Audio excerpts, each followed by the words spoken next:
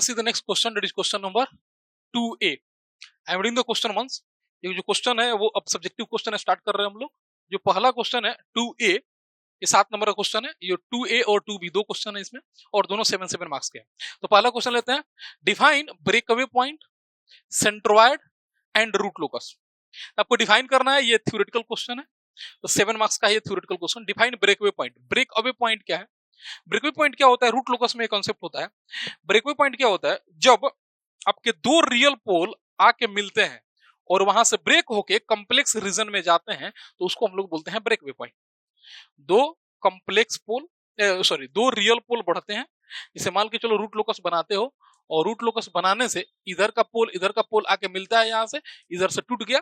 जब ये टूटता है, इसी को हम लोग ब्रेकअवे पॉइंट बोलते हैं। यानी कि जहां पे दो पोल मिलते हैं और वहां से टूटते हैं और डिपार्च होते हैं या आके मिलते हैं, तो उसको ब्रेकिंग पॉइंट बोला जाता है। तो कहीं से आके अगर दो पोल रियल एक्सिस पे मिलते हैं तो ब्रेकिंग बोला जाता है। जब दो पोल टूटते हैं तो उसको ब्रेकअवे बोला जाता है। तो ब्रेकअवे क्या बोलता है? A breakaway point is location on the real axis where the roots locus branches either arrive or depart from the real axis. यानी कि रियल एक्सिस का वो पॉइंट है जहां से रूट लोकस के ब्रांच डिपार्च होते हैं, यानी कि कॉम्प्लेक्स रीजन में जाते हैं, या कॉम्प्लेक्स पोल से वहां आके मिलते हैं, तो उसको ब्रेकिंग एक्चुअली बोला जाता है। तो ब्रेकिंग एंड ब्रेकअवे पॉइंट, ठीक है। अब ये कहां पे होता है? एक सिंपल सा ब्रेकअवे पॉइंट कहां पे होता है? ब्रेकिंग के बारे में लिखा हुआ है। Breakaway, if there is exist a real axis roots locus branch between two open poles, if there exist a real axis roots root locus branch between two open poles, then there will be a breakaway point in between these open loop poles। समझ में तो कुछ आया नहीं?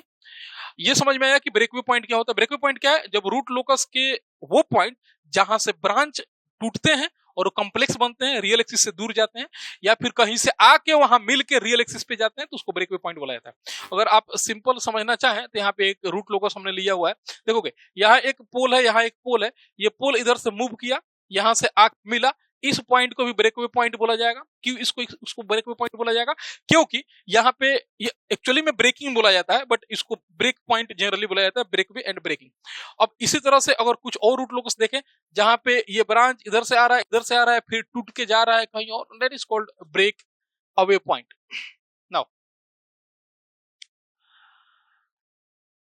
ठीक है, ये क्या लिखा हुआ है? अगर मान के चलिए आपने रूट लोकस बनाया, मान के चलिए आप ये रूट लोकस बना रहे हैं, रूट लोकस पे आपने पोल दिया, बहुत सारे पोल दिया, इस तरह के पोल्स हैं। तो जब आप पोल देते हो ना रूट लोकस के ब्रांच पे, तो होता क्या है कि ये वाला रीजन रूट लोकस पे नहीं पड़ता है। क्या बोल रहे हैं सर?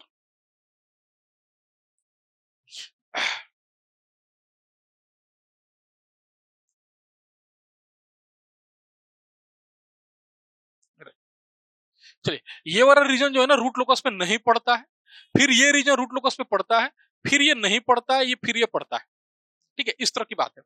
अब देखिए ये ओपन लूप पोल्स हैं, तो क्या ये दोनों पोल हैं, इनका बीच का रीजन रूट लोकस पे पड़ा है? हाँ पड़ा है। तो ये रीजन रूट लोकस पे पड़ा है, तब जाके अगर दो पोल हैं और इनके बीच का रीजन रूट लोकस पे पड़ता है, तो यहां पे एक ब्रेकअवे पॉइंट होता है। ये क्वेश्चन में लिखा हुआ है। तो ब्रेकअवे पॉइंट कब होता है? जब रूट लोकस पे दो ओपन लूप पोल्स हो और उनके बीच का रीजन रूट लोकस पे पड़ रहा हो, तो जाके एक ब्रेकअवे पॉइंट उस पॉइंट पे आता है। यही लिखा हुआ है, if there exist a real axis root locus branch between two open loop poles, then there will be a breakaway point in between these two open loop poles. I hope कि समझ में आ गया कि अगर ये दो ओपन लूप पोल है और इसके बीच का रीजन रूट लोकस पे पड़ रहा है, then we can say it की ये जो ब्रेकअवे पॉइंट, एक ब्रेकअवे पॉइंट इस पे पड़ेगा। नाउ तो ये कंसेप्ट हुआ ब्रेकअवे पॉइंट कहां पड़ता है। नाउ क्योंकि ये 7 मार्क्स का क्वेश्चन है ना, तो आपको 7 मार्क्स के अकॉर्डिंग लिखना होता है भाई। ये नहीं कि सर खाली डिफिनेशन लिख देना, नहीं होता है इसमें। 7 मार्क्स का क्वेश्चन है, you have to write according to 7 marks. अब नेक्स्ट पार्ट में क्या लिखा हुआ है, इसको कैसे निकाला जाता है mathematically. Step follow this step to find the breakaway point और ब्रेकिंग पॉइंट। कैसे निकाला जाता है देख लेते हैं। Write K in term of S from the characteristic equation. तो इस कैरेक्टरिस्टिक इक्वेशन से हम लोग के का इक्वेशन लिखते हैं। ये जो कैरेक्टरिस्टिक इक्वेशन लिखेंगे ना, इसमें के भी आएगा, क्योंकि ओपन लूप ट्रांसफर फंक्शन में ये जीएस एचएस में ये ना के का टर्म है, के समथिंग अपॉन ट्रांसफर फंक्शन होता है। तो यहां से हम लोग क्या करेंगे, के की वैल्यू निकालेंगे और उस के को डिफरेंशिएट करिए। देखिए ये लिखा होगा, के को डिफरेंशिएट करिए with respect to S, differentiate K with respect to S and make equal to zero, उसको जीरो करिए। यानी कि आप यहां से के निकालिए और तब क्या करिए, के निकालने के बाद आप डीके अपॉन डीएस करिए इक्वल टू जीरो। यहां से जो एस की वैल्यू मिलेगी, substitute this value of S in the above equation, यानी कि के इक्वेशन में आप इस एस की वैल्यू को पुट करिए and if the value of S the value of which for which the value of s for which k is positive, that is the breakaway point। एक बार फिर से स्टेप हम देते हैं। आप k का इक्वेशन लिखिए, कैरेक्टरिस्टिक इक्वेशन से k का इक्वेशन लिखिए, dk by ds equal to zero करिए। जैसे आप जीरो करेंगे तो आपको s की बहुत सारी वैल्यूज मिलेंगी, उस s की वैल्यू को k की इक्वेशन में पुट करिए। जिस s की वैल्यू के लिए ये पॉजिटिव आएगा वही s का वैल्यू ब्रेकवे पॉइंट होता है या ब्रेकिंग पॉइंट होता है, valid. There are several points but they are not valid breakaway breaking point. तो ब्रेकवे और ब्रेकिंग वैलिड कौन होता है, जहां पे k की वैल्यू पॉजिटिव होती है।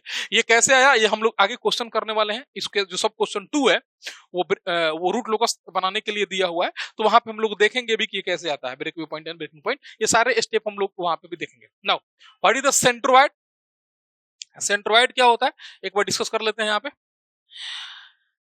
The root locus branch approach to infinity when p is not equal to zero. मतलब क्या है, जब ओपन लूप पोल p बराबर नहीं होता है ना जीरो के, तो जितना ये कम ज्यादा होता है, यानी कि जनरली p की संख्या ज्यादा होती है जेड से, एक सिंपल जो हम लोग जो फिजिकली रिलायबल सिस्टम होता है उसमें, तो जितना ज्यादा नंबर p होता है ना जेड से, उतना नंबर यानी कि p माइनस जेड टाइम के ब्रांच इन्फिनिटी को जाते हैं, और वो जिसके अलोंग जाते हैं उसी को हम लोग क्या बोलते हैं, एसिम्पटोट बोलते हैं। और वो एसिम्पटोट जहां आके मिलते हैं उसको हम लोग सेंट्रोइड बोलते हैं। ठीक है, वो एसिम्पटोट जहां आके मिलते हैं, यानी कि बहुत सारे एसिम्पटोट होते हैं, और वो एसिम्पटोट जहां पे आके मिलते हैं, जिस पॉइंट पे आके एसिम्पटोट मिलते हैं, इस पॉइंट को हम लोग सेंट्रोइड के नाम से जानते हैं। एक्चुअली ये पॉइंट ऑफ ग्रेविटी भी होता है ना, यानी कि सेंट्रोइड का मतलब क्या है, सेंटर ऑफ ग्रेविटी भी होता है, ये point of centre of gravity. तो root locus branches approach to infinity when p is not equal to zero, ये समझ में आ गया।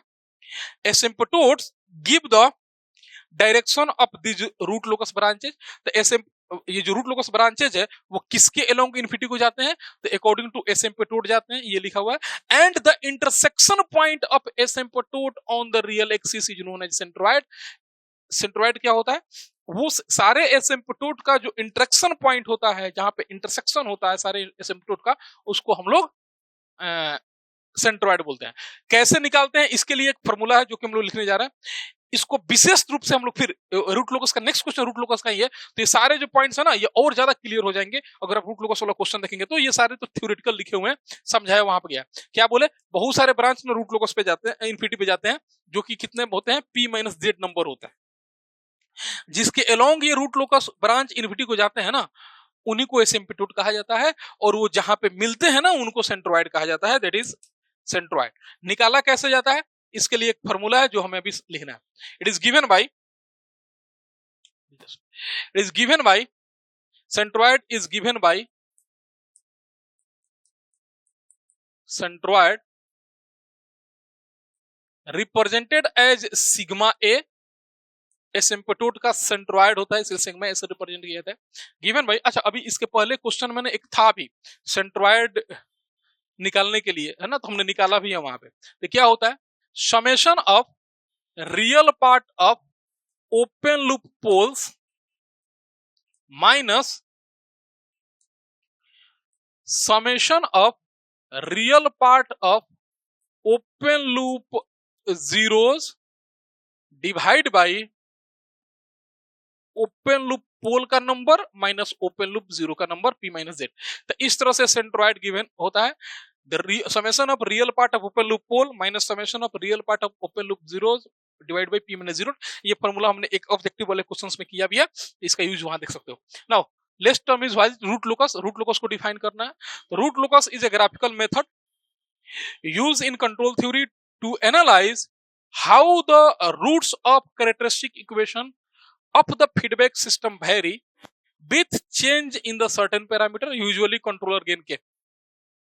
रूट लोकस क्या होता है, देखो क्लोज लूप सिस्टम के जो पोल हैं, जो कैरेक्टरिस्टिक इक्वेशन का रूट होता है ना, क्यू एस इक्वल टू 0 का जो रूट्स होता है that is nothing but CLTA, close loop transfer function का pole, pole of close loop transfer function. तो जब आप ओपन लूप गेन के को वेरी करते हो, जब के को आप वेरी करते हो, जनरली के को, हालांकि रूट लोकस ऐसा नहीं है कि के को वेरी करके ही निकाला जाता है, किसी भी पैरामीटर को वेरी करके आप निकाल लेते हो। इन जनरल के को जब आप वेरी करते हो तो ये ना लोकेशन ऑफ पोल धीरे धीरे चेंज होते हैं, और वो कैसे कैसे एक लोकस, जैसे जैसे की वैल्यू चेंज करोगे वो एक लोकस को फॉर्मुलेट करते हैं, that locus is known as root locus, है ना। तो रूट लोकस क्या होता है, जब आप ओपन लूप गेन के को वेरी करते हो, है ना, 0 से इन्फिनिटी की तरफ जाते हो, उससे ना क्लोज लूप पोल की लोकेशन चेंज होती है, और उसी को हम लोग रूट लोकस कहते हैं। यानी कि अगर के की value greater than 0 less than infinity अगर ए वेरी करते हो तो इससे जो प्लॉट बनता है उसी को रूट लोकस कहा जाता है, उसी को रूट लोकस कहा जाता है। इसको बोलते हैं रूट लोकस 0 से इन्फिनिटी को। इसी तरह से कंप्लीमेंट्री रूट लोकस भी होता है CRL, तो इनवर्स रूट लोकस भी कहते हैं, there are several root locus. तो ये क्वेश्चन था क्वेश्चन नंबर 2A, कितने मार्क्स का था, 7 मार्क्स का। Now let's see the next question, that is question number 2B। I am reading the question once. Sketch the root locus diagram for the following open loop transfer function GSHS equal to K into S plus 2 into S plus 4 divided by S square plus 2S plus 2. Also mention the range of K for which system to be underdamped, critical damped and overdamped. देखिए ये again 7 marks का question है, आपको क्या करना है, root locus draw करना है। तो इस वाले क्वेश्चन में ना हम सारे पीछे वाले का जो कंसेप्ट दिया है उसको भी लेके चलेंगे यहाँ पे। नाउ चलिए देखते हैं सॉल्यूशन ऑफ दिस क्वेश्चन। तो आपका ओपन लूप ट्रांसफर फंक्शन दिया हुआ है, ठीक है, आपका ओपन लूप ट्रांसफर फंक्शन दिया हुआ है यहाँ पे। तो इसमें नंबर ऑफ पोल कितने हैं और नंबर ऑफ जीरोस कितने हैं ये निकालने हैं। तो नंबर ऑफ पोल जिसको आप P से रिप्रेजेंट किए हो वो कितना है, वो है 2, क्योंकि सेकंड ऑर्डर सिस्टम है ये, देख लो यहाँ पे। तो open loop pole, number of open loop, ये सारे ओपन लूप में लिखते हैं, तो रूट लोकस वाले में ना ओपन लूप में लिखते हैं, तो 2 है। और कहां कहां पे है ये, तो ये एक्चुअली कॉम्प्लेक्स पोल है, आपको दिख रहा होगा ये ना कॉम्प्लेक्स पोल है, अंडरडैम सिस्टम है इसका, इस सेम क्वेश्चन भी आया भी था। तो ये कॉम्प्लेक्स पोल है एक्चुअली, तो इसके ना हमें निकालने होंगे, तो क्या निकालना होगा हमें, इसके लोकेशंस ऑफ पोल निकालने होंगे। 1 2 and 2, there are 2 poles, one at -1 plus 1i और प्लस 1i लिखिए या प्लस i लिखिए, एंड दूसरा -1 -i। तो प्लस माइनस i पे ये 2 पोल है इसके, ठीक है, राइट। तो आपके 2 पोल है, एक प्लस i पे -1 प्लस i पे, और ये दोनों नेगेटिव हाफ में है। Close loop system, open loop system ये स्टेबल सिस्टम है। अच्छा, नंबर ऑफ जीरोस कितने हैं इसके,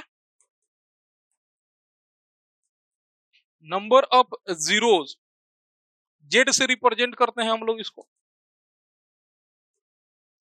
किसके कितने के बराबर है, ये भी 2 है, और कहां कहां पे है, एक है -2 पे, दूसरा है -4 पे। ये तो बड़ी सिंपल है क्योंकि ये रियल एक्सिस पे है, एक है -2 पे एक -4 पे, देख लीजिए यहाँ पे -2 पे -4 पे, सिंपल, ठीक है। नाउ अब आते हैं हम लोग नेक्स्ट, इतना तो डेटा से निकाल लेते हैं रूट लोकस के लिए। Now let us start with how to draw the root locus. तो सबसे पहले आपको P माइनस जेड निकालना होता है, सबसे पहले आपको P माइनस जेड। तो P माइनस जेड कितना है, तो यानी कि उसको नंबर ऑफ एसिम्पटोट बोलते हैं। तो नंबर ऑफ एसिम्पटोट बराबर P माइनस जेड। तो P भी 2 है, ये 0 है, यानी कि कोई भी एसिम्पटोट इसमें नहीं है, यानी कि कोई भी ब्रांच इन्फिनिटी पे नहीं जाएगा। अगर कोई भी ब्रांच इन्फिनिटी पे नहीं जाएगा तो इस वाले क्वेश्चन में हमें एंगल ऑफ एसिम्पटोट निकालने की जरूरत नहीं है, सेंट्रोइड निकालने की जरूरत नहीं है, ये दो टर्म यहां निकालने की जरूरत नहीं है, क्योंकि इसमें दो पोल हैं और दो जीरो हैं, तो दोनों पोल दोनों जीरो पे जाकर टर्मिनेट हो जाएंगे। तो यहाँ पे इस क्वेश्चन में हमें क्या निकालने की जरूरत नहीं है, we are not going to find out the angle of asymptote, neither we are going to find out the centroid. ये कब निकलता है, जब एसिम्पटोट होते हैं, अभी पढ़ा के आपको। सेंट्रोइड कब निकलता है, जब एसिम्पटोट होते हैं। इस वाले क्वेश्चन में हमें एसिम्पटोट निकालने की जरूरत नहीं है, ठीक है, ओके।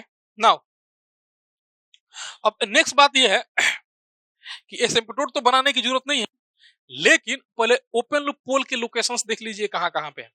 तो अगर आप इसके रूट लोकस को रफली ड्रॉ करने जाएंगे या locations of open loop pole and zeros यहां बनाने जाएंगे, then it will look like this.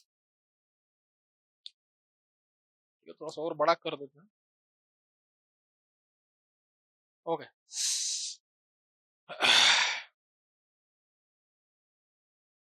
ठीक है, तो ये आपका रियल एक्सिस है, इसको आप रियल एक्सिस कहिए या इसको आप सिग्मा से रिप्रेजेंट करते हैं। ये आपका इमेजिनरी एक्सिस है जिसको आप जे ओमेगा से रिप्रेजेंट करते हैं, जे ओमेगा से जनरली रिप्रेजेंट किया जाता है लाइक दिस, इस तरह से। आपके पोल के लोकेशंस कहां कहां मिले हैं ये समझिए। एक जो पोल है वो कॉम्प्लेक्स पोल है, -1 यहां पे है, लेट इट बी, ये वाला टर्म है। तो यहाँ एक पेन ले लेते हैं हम, जस्ट वन पेन, यहाँ पे ये वाला इतना ले लेते हैं, एक पेन। अब फिर इधर भी एक पेन ले लेते हैं लाइक दिस, फिर नीचे भी एक पेन लाइक दिस, ठीक है। ये ले लीजिए -1, ये कितना हो जाएगा, तब ये हो जाएगा जे, या 1J लिखिए या जे लिखिए, आपकी मर्जी है। ये हो जाएगा जे, ये हो जाएगा -J, हो जाएगा ना, 1J मतलब J और -J। तो एक जो पोल है वो कहां लाई कर रहा है, एक पोल कॉम्प्लेक्स पोल है और वो यहां लाई कर रहा है, दूसरा पोल जो है ना कॉम्प्लेक्स पोल है वो यहां लाई कर रहा है लाइक दिस। तो पोल उसको जनरली क्रॉस से दिखाया जाता है, जो हमने क्रॉस दिखा दिया। तो दो पोल हैं जो कि कॉम्प्लेक्स पोल हैं और ये यहाँ पे लाई कर रहे हैं, ठीक है। नाउ आपके पास दो जीरोज भी हैं, एक जीरो है आपका -2 पे, दूसरा जीरो है -4 पे। तो यहां से एक बार और ले लीजिए, तो एक जीरो है कहां पे, एक जीरो है -2 पे लाइक दिस, यहां पे है, यहां पे एक जीरो है, एक जीरो को ओ से बनाते हैं, दिस पॉइंट इज -2 पे एक जीरो है, और एक जीरो और इधर है बड़ा, इसको थोड़ा सा और बड़ा खींच लेते हैं हम, राइट। तो दूसरा जीरो है यहाँ पे, एक और जीरो है वो है -4 पे। तो हमारे पास दो जीरो थे, एक था -2, थोड़ा सा नजदीक करना चाहिए, ओके लाइक दिस, यहाँ पे है। तो एक यहाँ पे जीरो है -4 पे। तो हमारे पास दो जीरो थे, एक -2 पे एक -4 पे, तो ब्लू वाला जो है जीरो बनाया है और व्हाइट से हमने पोल बनाया। इस तरह के आपके पोल के लोकेशन है। एक भी आपका सेंट्रोइड इसमें, एक भी एसिम्पटोट नहीं है, तो कोई भी ब्रांच रूट लोकस पे नहीं जाएगा, कोई भी ब्रांच इन्फिनिटी को नहीं जाएगा। यानी कि ये ब्रांच दोनों स्टार्ट होंगे और स्टार्ट होके कहीं जाके मिलेंगे, और मिलने के बाद ये दोनों एक दूसरे की तरफ जाके टर्मिनेट हो जाएंगे। एक -2 पे टर्मिनेट हो जाएगा और दूसरा, एक -2 पे टर्मिनेट हो जाएगा और दूसरा टर्मिनेट हो जाएगा, ओके एनीवे, दूसरा टर्मिनेट हो जाएगा -4 पे, एक -2 पे एक -4 पे टर्मिनेट हो जाएगा। ये करना है। तो हमें निकालना क्या होगा, इसमें ब्रेकिंग पॉइंट निकालना होगा। क्यों ब्रेकिंग, क्योंकि ये यहाँ पे कहीं पे ये रियल नहीं है, ये ना कॉम्प्लेक्स पोल है, तो कहीं पे आके मिलेंगे और मिल के जाके वो जो इस एक्सिस और एक्सिस को जाएंगे, यानी कि हमें निकालना होगा इसमें ब्रेकिंग पॉइंट। वहीं ब्रेकवे पॉइंट का कंसेप्ट से ही ब्रेकिंग निकलता है, तो हमें निकालना होगा ब्रेकवे और ब्रेकिंग पॉइंट, इसमें इसको ब्रेकिंग पॉइंट बोला जाएगा। और दूसरा क्या निकालना होगा, एंगल ऑफ डिपार्चर। क्यों एंगल ऑफ डिपार्चर निकालना होगा, क्योंकि कॉम्प्लेक्स पोल है, तो कॉम्प्लेक्स पोल के लिए एंगल ऑफ डिपार्चर निकालना होगा। जे ओमेगा एक्सिस पे इंटरसेक्शन नहीं निकालना होगा, क्योंकि कोई भी पोल इन्फिनिटी को नहीं जा रहा है ना, तो हमें इंटरसेक्शन भी नहीं निकालना होगा। Now let's come to the calculation part. तो कैलकुलेशन के लिए हमें क्या निकालना होगा, सबसे पहले निकालना होगा ब्रेकवे पॉइंट, एंड दूसरा क्या निकालना होगा, एंगल ऑफ डिपार्चर। तो निकालते हैं ब्रेक अवे पॉइंट, और इसको इस वाले क्वेश्चन में इसको ब्रेकिंग पॉइंट कहेंगे।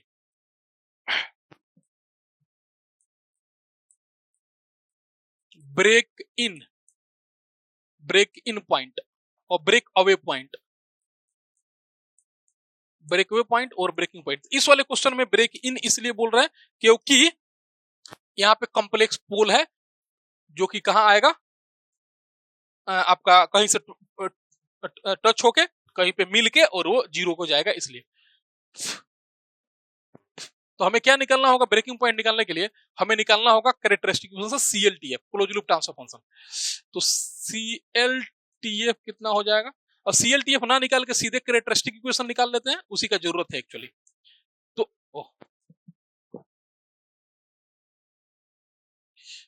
राइट नाउ, तो जो QS है characteristic equation, that is equal to 1 plus GSHS equal to 0, ये होता है characteristic equation. This implies 1 plus what is the open loop transfer function, K into S plus 2 into S plus 4 divide by S square plus 2S plus 2 that equal to 0।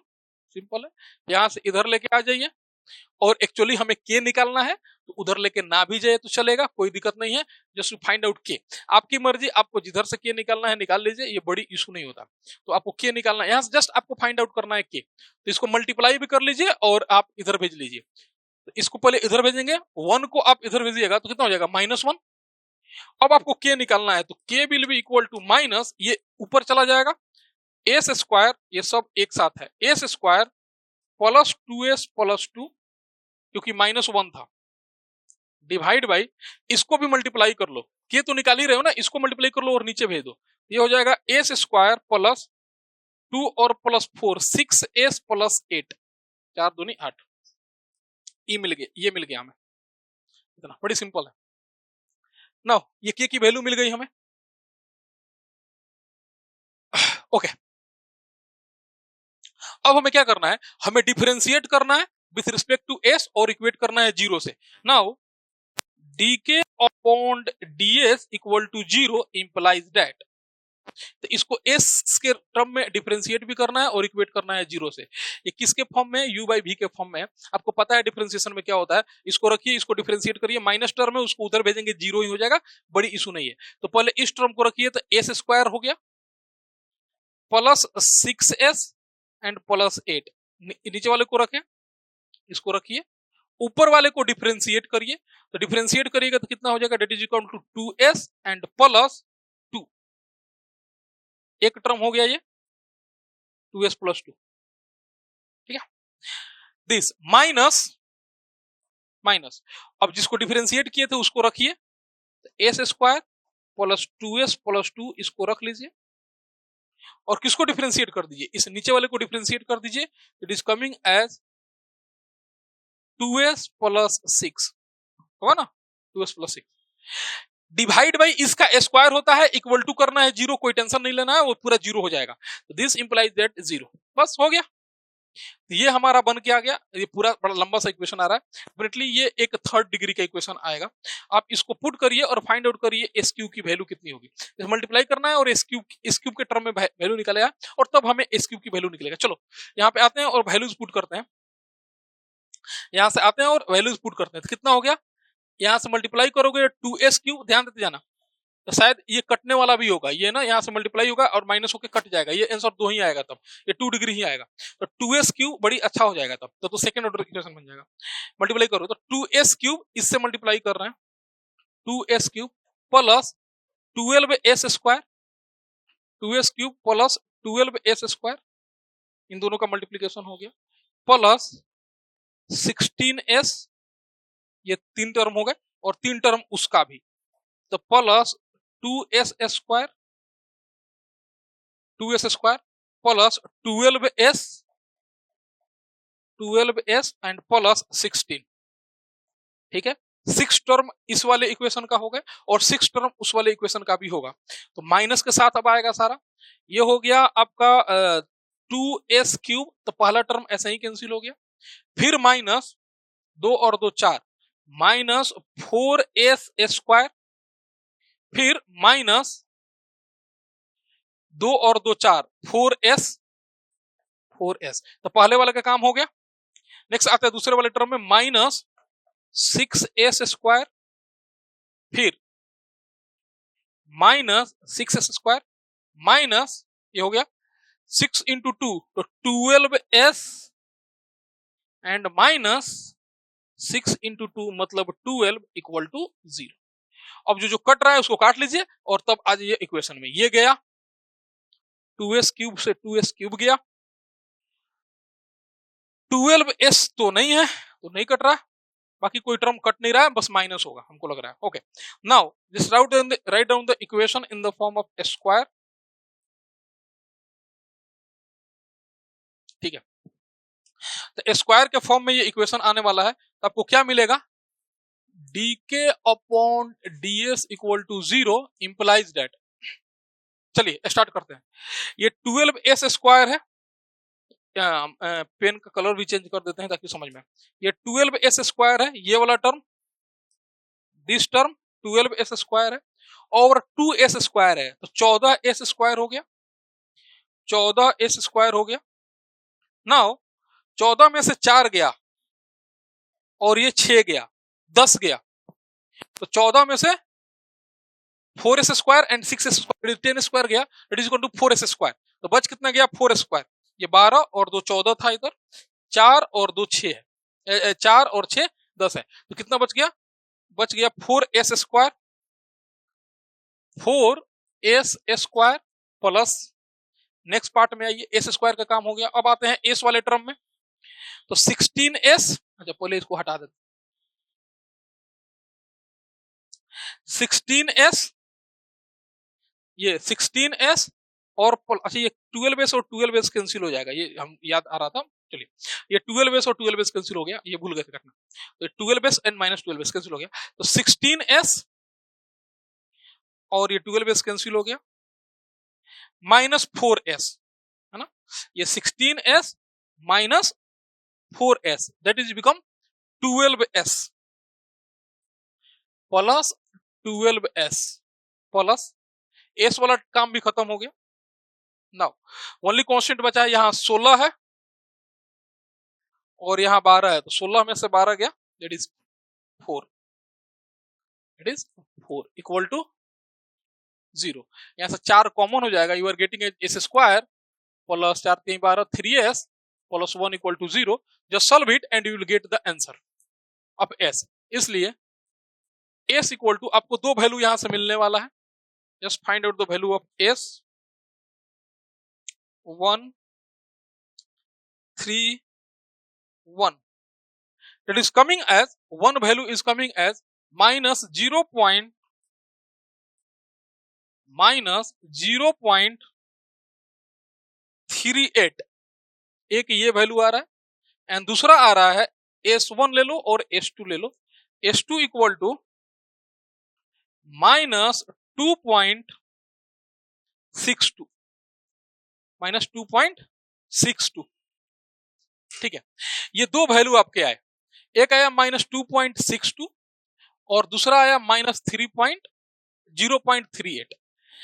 अब देखो, अब आपके पास option ये है कि इन वैल्यूज को यहां put करिए, सॉरी इन वैल्यूज को यहां पुट करिए यहां पे और निकालिए कि k का वैल्यू किससे पॉजिटिव आ रहा है, या फिर एक और हम ट्रिक बताते हैं, या तो आप वो पुट करो या इधर आइए रूट लोकस में। देखिए हमने क्या देखा था कि दो जो पोल होते हैं ना, दो पोल होते हैं, उनके बीच का रीजन अगर रूट लोकस पे आए तो वहां पे ब्रेकअवे पॉइंट आता है। इसमें देखिए तो कौन कौन सा रीजन रूट लोकस पे आ रहा है। देखिए ये रीजन रूट लोकस पे नहीं आएगा क्योंकि ये इवन नंबर है, ये रीजन पूरा रूट लोकस पे नहीं आएगा, ये रीजन रूट लोकस पे आएगा, फिर ये रीजन रूट लोकस पे नहीं आएगा, ये रीजन भी रूट लोकस पे नहीं आएगा, ये रीजन भी रूट लोकस पे नहीं आएगा, ये रीजन रूट लोकस पे आ रहा है। जब भी इस कोई रीजन, दो पोल के बीच में कोई रीजन रूट लोकस पे आए तो वहां ब्रेकअवे पॉइंट होता है, और दो रीजन रूट लोकस के जो दो रीजन, अगर रीजन दो पोल के बीच में आए तो ब्रेकअवे पॉइंट होता है, और रूट लोकस का रीजन दो जीरो के बीच में आए तो ब्रेकिंग पॉइंट होता है, यानी कि ब्रेकिंग पॉइंट इन्हीं पे होगा, यहीं पे कहीं पे, यानी कि 2 से लेके -4 के बीच में होगा। अदरवाइज आपको निकालना है तो k की वैल्यू में आप पुट करके भी निकाल सकते हैं, दैट इज योर चॉइस, यानी कि this is the valid breakaway point.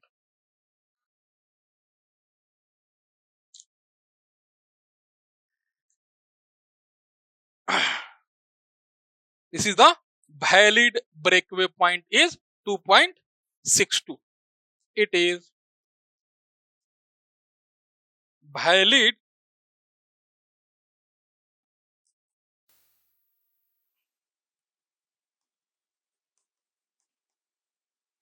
Break in point. ठीक है, तो वैलिड ब्रेकिंग पॉइंट कौन है? ये नहीं होगा. अगर आप चाहें तो ये वैल्यू यहाँ पुट कर लीजिए इस इक्वेशन में, और आप पुट करके देख लीजिए. तो जब आप पुट करके यहाँ से वैल्यूज निकालेंगे, you will gate positive for this, है ना, आपकी मर्जी.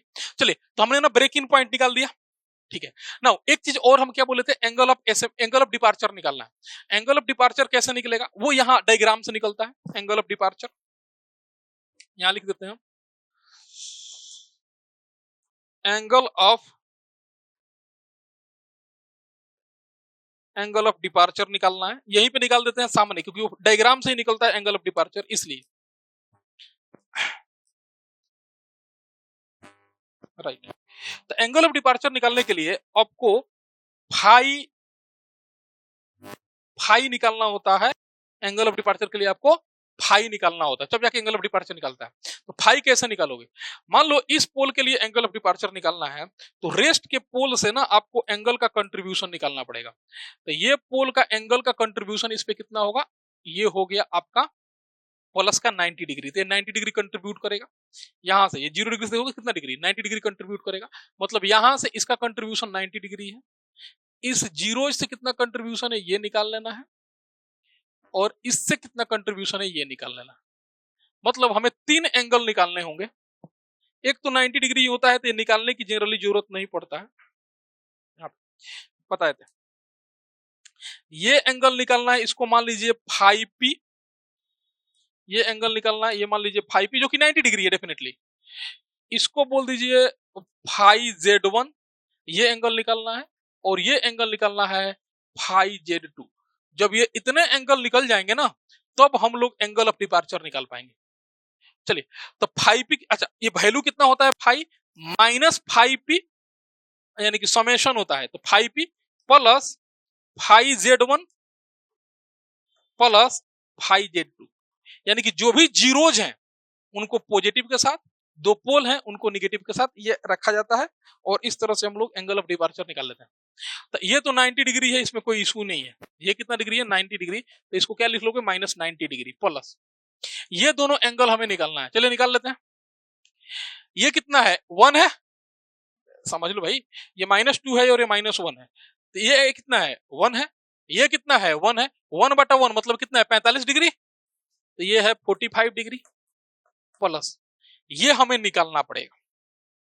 ये हमें निकालना पड़ेगा. ये तो tan इनवर्स करके निकाल दिए बड़ी आसानी से. ये कितना है? ये है 3. ये कितना है? 1.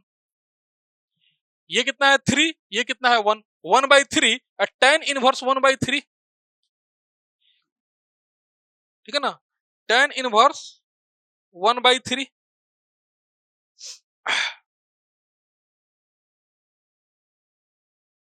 ये निकालना हमें.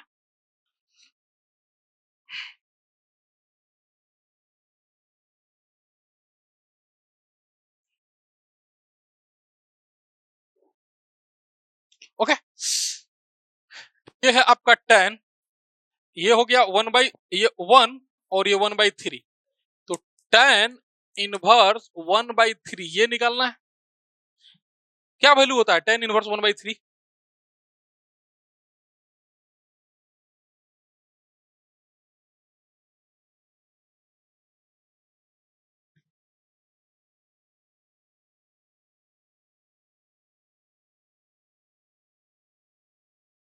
Okay, that is coming as tan inverse 1/3.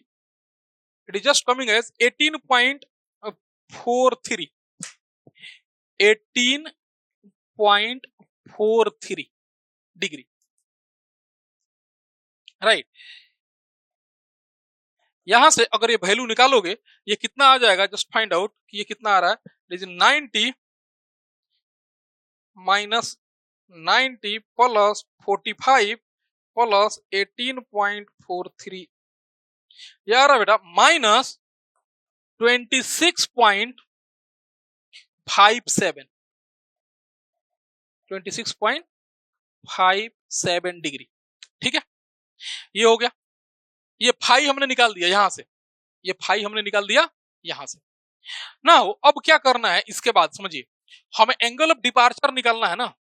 तो angle of departure phi D equal to, यहां लिख देते हैं हम, क्योंकि रूट लोकस जो है नेक्स्ट पेज में बनाने वाले हैं।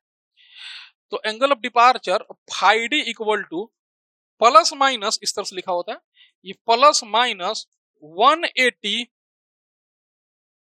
प्लस फाइव, ये हो गया आपका इक्वेशन। प्लस माइनस 180, तो प्लस माइनस किसके लिए, प्लस हो गया इसके लिए, माइनस हो गया इसके लिए, बस सिंपल सा चलता है। दिस इंप्लाइज, क्या बोल रहा है, प्लस हो गया सर इसके लिए, माइनस हो गया इसके लिए। This implies plus minus 180 and minus ये कितना है 26.57,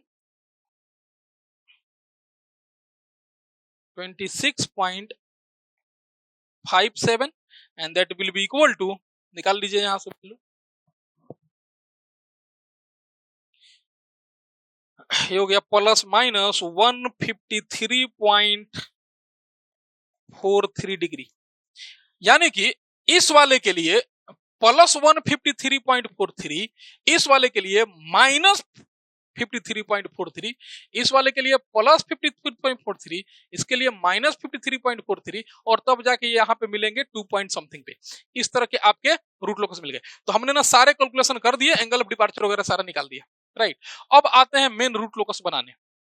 हालांकि ये हमने आपके रेफरेंस के लिए बना रखा है, बट हम बना देते हैं रूट लोकस। ये मैटलैब से बनाया हुआ फिगर था। चलिए उसको हम लोग वेरीफाई करेंगे,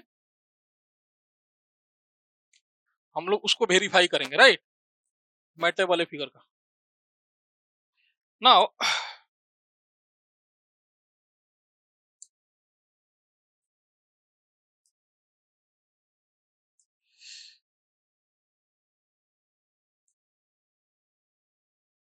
राइट, अब देखिए हमारा कैसे कैसे बनाया हुआ था।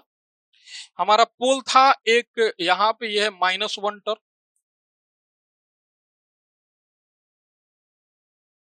this is the -1, here it is, that is the 1, here it is 1, और again here it is like this। ठीक है, तो ये हो गया j, ये हो गया -j, ये हो गया j, ये हो गया -j, ये हो गया सिग्मा रियल एक्सिस, और ये हो गया j ओमेगा इमेजिनरी एक्सिस। ठीक ना, ये -1। यहाँ पे हमारा पोल कहाँ पे है, कॉम्प्लेक्स पोल है, एक यहाँ पे पोल है, दूसरा पोल कहाँ पे है, यहाँ पे है, कॉम्प्लेक्स पोल है, दो पोल है। और हमारे पास दो जीरोज हैं, दो जीरो है, एक है -2 पे, यानी कि यहाँ पे एक जीरो है, -2 पे एक जीरो है, दूसरा एक और जीरो है जो है -4 पे, समथिंग यहाँ पे एक जीरो है -4 पे। इस तरह हमने मिला, ये सारे सेम वही हमने कॉपी कर दिया वहां पे, वहां से जो वहां पे जो था। नाउ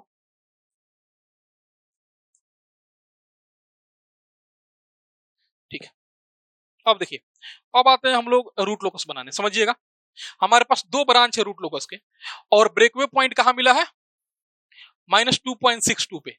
तो हमारा एक ब्रेकवे पॉइंट है 2.6, यहां पे समथिंग होगा, यहां पे दूसरा कलर यूज करना है, लेट दिस, यहां पे समथिंग होगा, ये कितना है -2.62, ये है हमारा ब्रेकवे पॉइंट -2.62, राइट। अच्छा ओके, तो हम लोग निकालते हैं कि वैल्यूज कितना हो रहा है -2.62 पे, एस की वैल्यू पे। अच्छा, ये के आप चाहें तो यहाँ से निकाल भी सकते हैं, हालांकि हमको निकालने की जरूरत भी है, तो यहाँ पे भी के निकालोगे, यहाँ पे भी के निकालोगे, हम निकाल लेते हैं कितना होगा वैल्यू के, क्योंकि आपको कंफ्यूजन ना हो कि ये ब्रेकवे पॉइंट आ भी रहा है कि नहीं आ रहा है। यानी कहने का मतलब ये है, इस वाले केस पे के की वैल्यू कितनी आ रही है, इस वाले केस पे के की वैल्यू कितनी आ रही है, पॉजिटिव आनी चाहिए ना। तो चलिए ऊपर वाले वैल्यू पे निकालते हैं, बोले -0.38 ले लेते हैं, -0.38। तो हमारा के का वैल्यू यहाँ पे मिला हुआ था, ये वाला, तो answer square plus 2 answer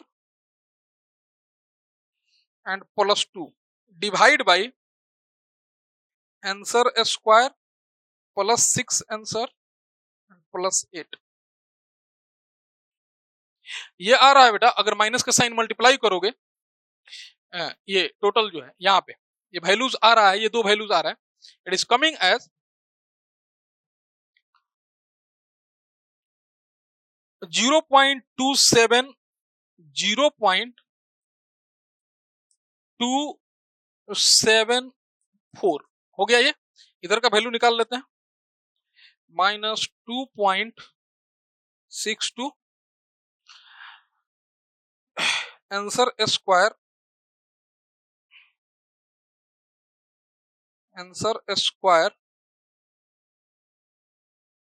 plus 2 answer plus 2 भागा answer square plus 6 answer plus 8।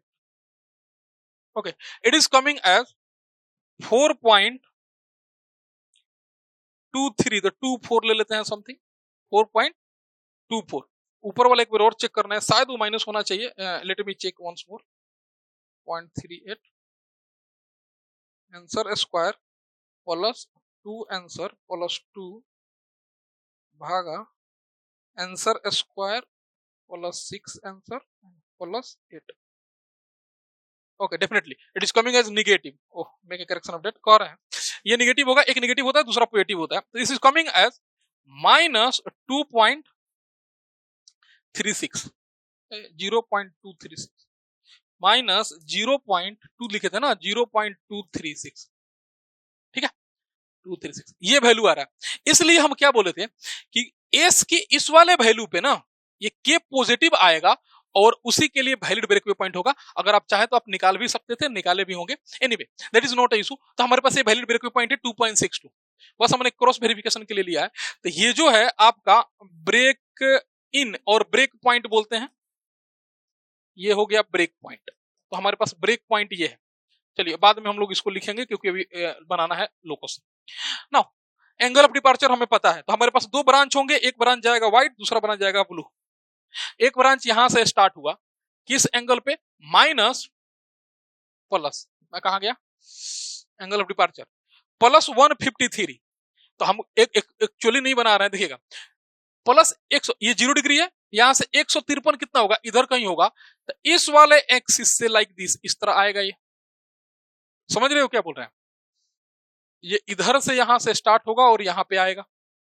कितना एंगल से आ रहा है, 153। ये जो एंगल है ना यहां से लेके यहां तक, अगर यहां से लेके यहां तक का जो एंगल मेजर करोगे, चलिए बना भी देते हैं वो। ओके, ये लाइन यहां पे मिला दिए और यहां से लेके ये जो एंगल है ये बेटा 153.43 डिग्री, 43 डिग्री ये होना चाहिए। ये थोड़ा सा उसके वहां से स्टार्ट होगा, यहां पे आया,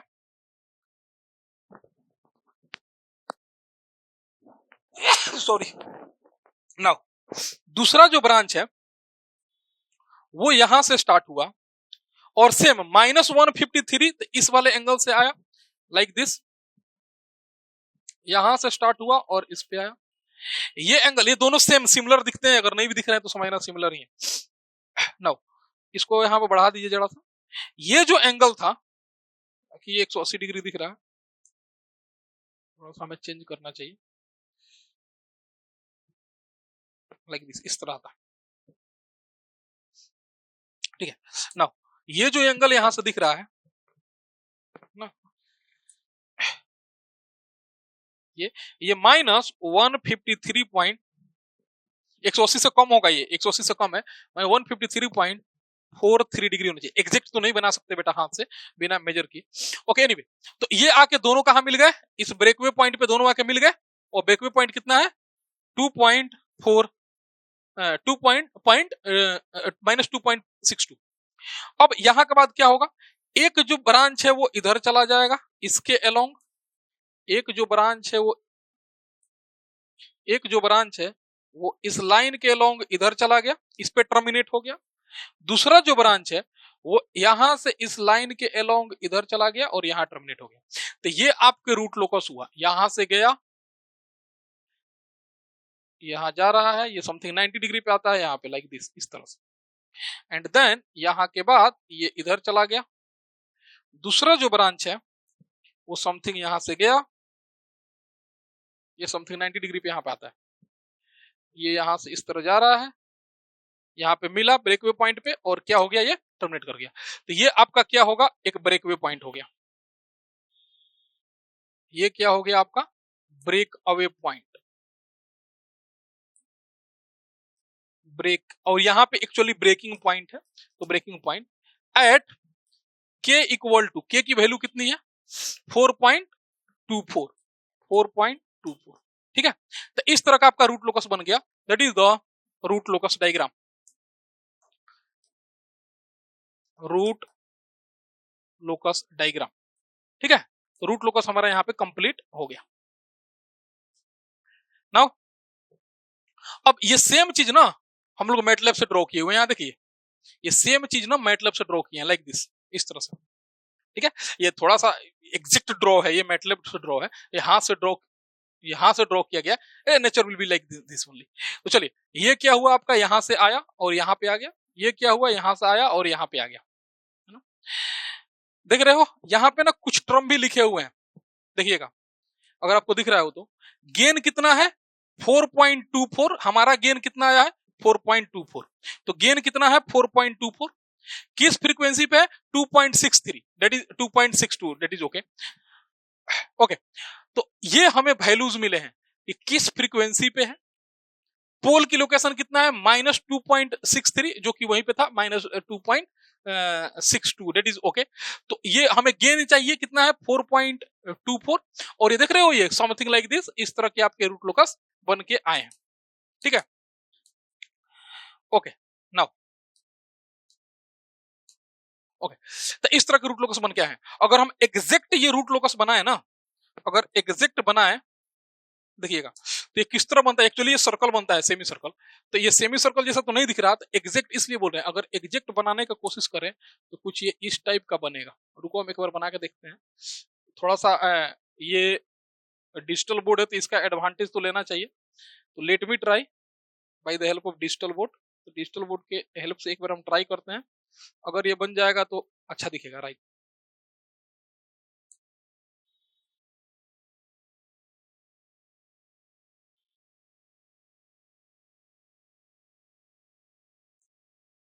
ओके, नाइस।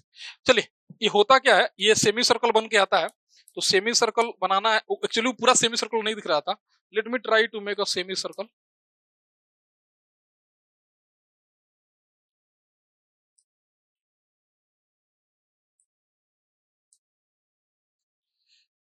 लेकिन ये सेमी सर्कल बना देंगे, फिर ये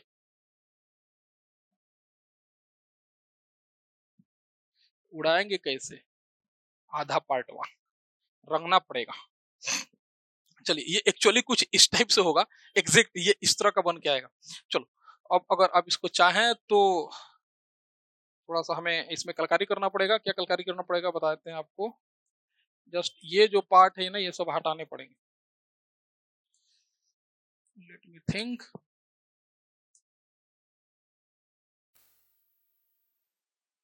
change the color like this।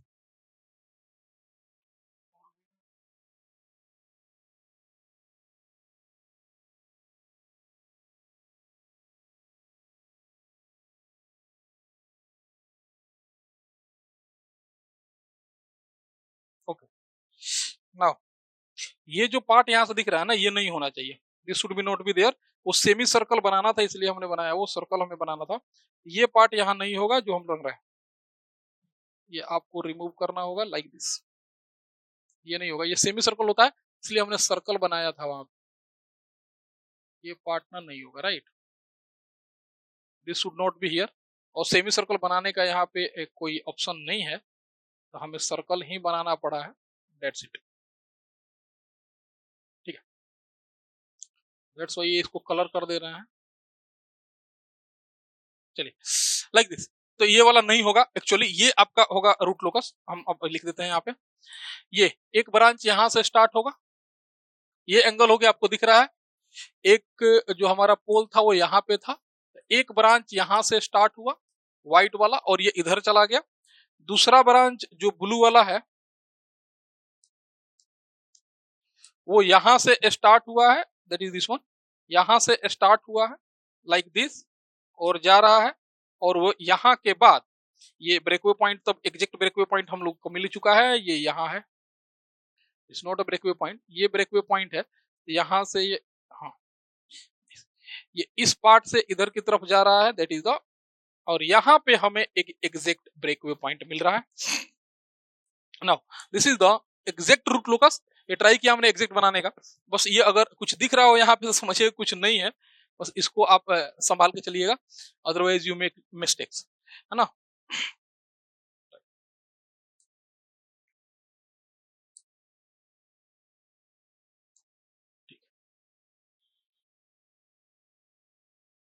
Okay, now it's look like something better, थोड़ा सा तो बेटर दिख रहा है।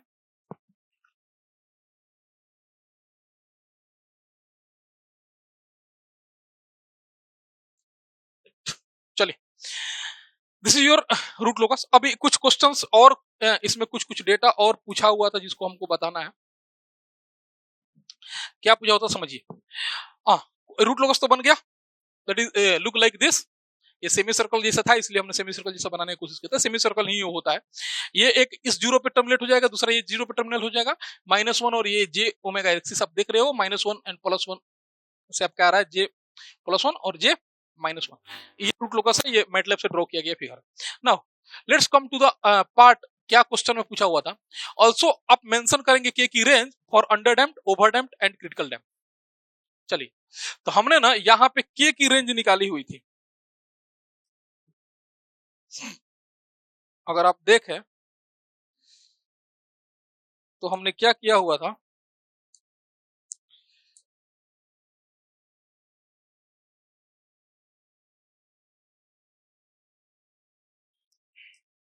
ओके हमने यहाँ पे के की वैल्यू निकाली हुई है, यहाँ पे ब्रेकवे पॉइंट पे के की वैल्यू निकाली हुई है, और कितना आया है 4.4 आया है, देख रहे हो ये 4.4 आया हुआ है। इसलिए यहां से लेके यहाँ पे के 0 है और यहाँ पे क्या है के 4.4, तो के 0 से लेके 4.4 तक ये सिस्टम क्या है, अंडर डैम्प्ड है, यहां से लेके यहां तक ये अंडर डैम्प्ड है, के 4.24 पे ये क्रिटिकली डैम्प्ड है, और उससे बाहर बड़ा होगा तो अंडर डैम्प ओवर डैम्प्ड है, यानी कि के ग्रेटर देन 0 लेस देन 4.24, यहां तक जब आप आए तो पोल के लोकेशन क्या है, कॉम्प्लेक्स है, इसको बोलते हैं हम लोग अंडर डैम्प्ड, ये अंडर डैम्प्ड है। के की वैल्यू 4.24 पे ये क्या है, क्रिटिकल डैम्प्ड, ये क्रिटिकल डैम्प्ड है, और के की वैल्यू ग्रेटर देन 4.24 पे ये क्या है,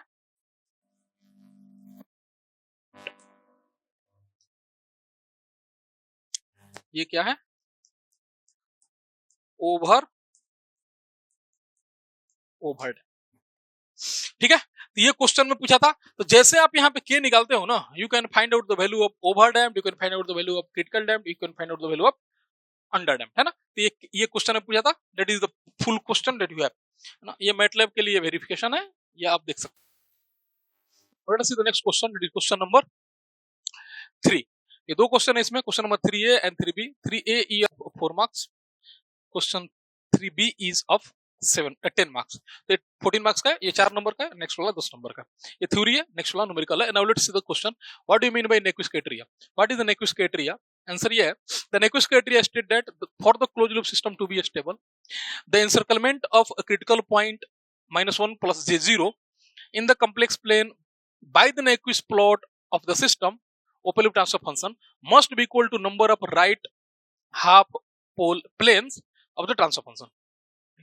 In similar term, it means that the Nyquist plot encircle the critical point in the clockwise direction is significant instability, and the number of encirclement correspond to the number of pole of open loop transfer function located in the right half of this plane.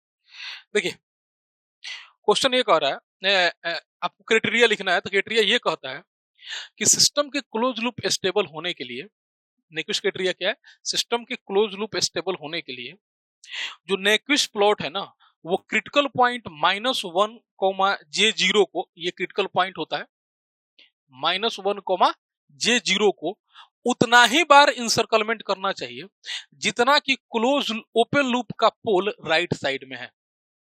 मतलब क्या, मान के चलिए आपके पास एक open loop transfer function है GS equal to something K upon S + 1 upon S + 2 upon S - 3 like this, इस तरह से है। तो ये नेक्विस्ट प्लॉट है ना, वो ओरिजिन -1, 0 को एक क्रिटिकल पॉइंट है, उसको कितने बार इंसर्कल करना चाहिए? एक बार इंसर्कल करना चाहिए। क्यों एक बार इंसर्कल करना चाहिए? क्योंकि एक ओपन लूप का पोल राइट साइड में है, तो अगर वो एक ही बार इंसर्कल करेगा तो क्लोज लूप जो सिस्टम होगा वो स्टेबल होगा। अगर वो एक बार इंसर्कल नहीं करेगा तो क्लोज लूप सिस्टम जो स्टेबल नहीं होगा। उसी तरह से मान लीजिए अगर ये GS equal to something K upon S + 1, S + 2, S + 3, ये सारे लेफ्ट हाफ में है, तब ना वो -1 को एक भी बार इंसर्कल नहीं करना चाहिए। अगर वो एक भी बार इंसर्कल कर देगा तो क्लोज लूप सिस्टम अनस्टेबल हो जाएगा। तो इस तरह के नेक्विस्ट क्राइटेरिया होता है जो यहाँ पे लिखा हुआ है, और ये जितना डिफरेंस होता है इंसर्कलमेंट में, उसके हिसाब से हम लोग क्या निकालते हैं कि कितने पोल जो है ना राइट साइड में लाई कर रहे हैं। तो यही लिखा हुआ है, the Nyquist criteria stated the close loop system to be stable, the encirclement of critical point this in the complex plane by the Nyquist plot of the system open loop transfer function must be equal to number of right half plane poles of the transfer function. समझ में आ गया? That is called Nyquist stability criteria. बड़ी ही ये एक famous criteria है stability proof करने का। In similar term, it means that the Nyquist plot encircle the critical point in the clockwise direction in the signify instability, and the number of encirclement correspond to the number of poles to the open loop poles of open loop transfer function located in the right half plane. वही चीज ये फिर दोबारा term में लिखा हुआ है कि ये क्रिटिकल पॉइंट को क्लॉकवाइज इंसर्कल करेगा। कितने बार क्लॉकवाइज इंसर्कल करेगा? जितने की राइट हाफ में पोल्स हैं इसके ओपन लूप के। It's all about the stability criteria. तो छोटा सा क्राइटेरिया होता है, इसकी फॉर्मूला इस तरह से बन के आती है। आपको इंसर्कलमेंट का फॉर्मूला होता है N equal to P - Z, जहां पे N क्या होता है? N is number of open loop poles lies in right half plane. ठीक है, तो N क्या हो, सॉरी N नहीं P होता है, ये P नहीं, N नहीं P, sorry, P is number of open loop poles lies in the right half of this plane. N is encirclement. N is number of encirclement.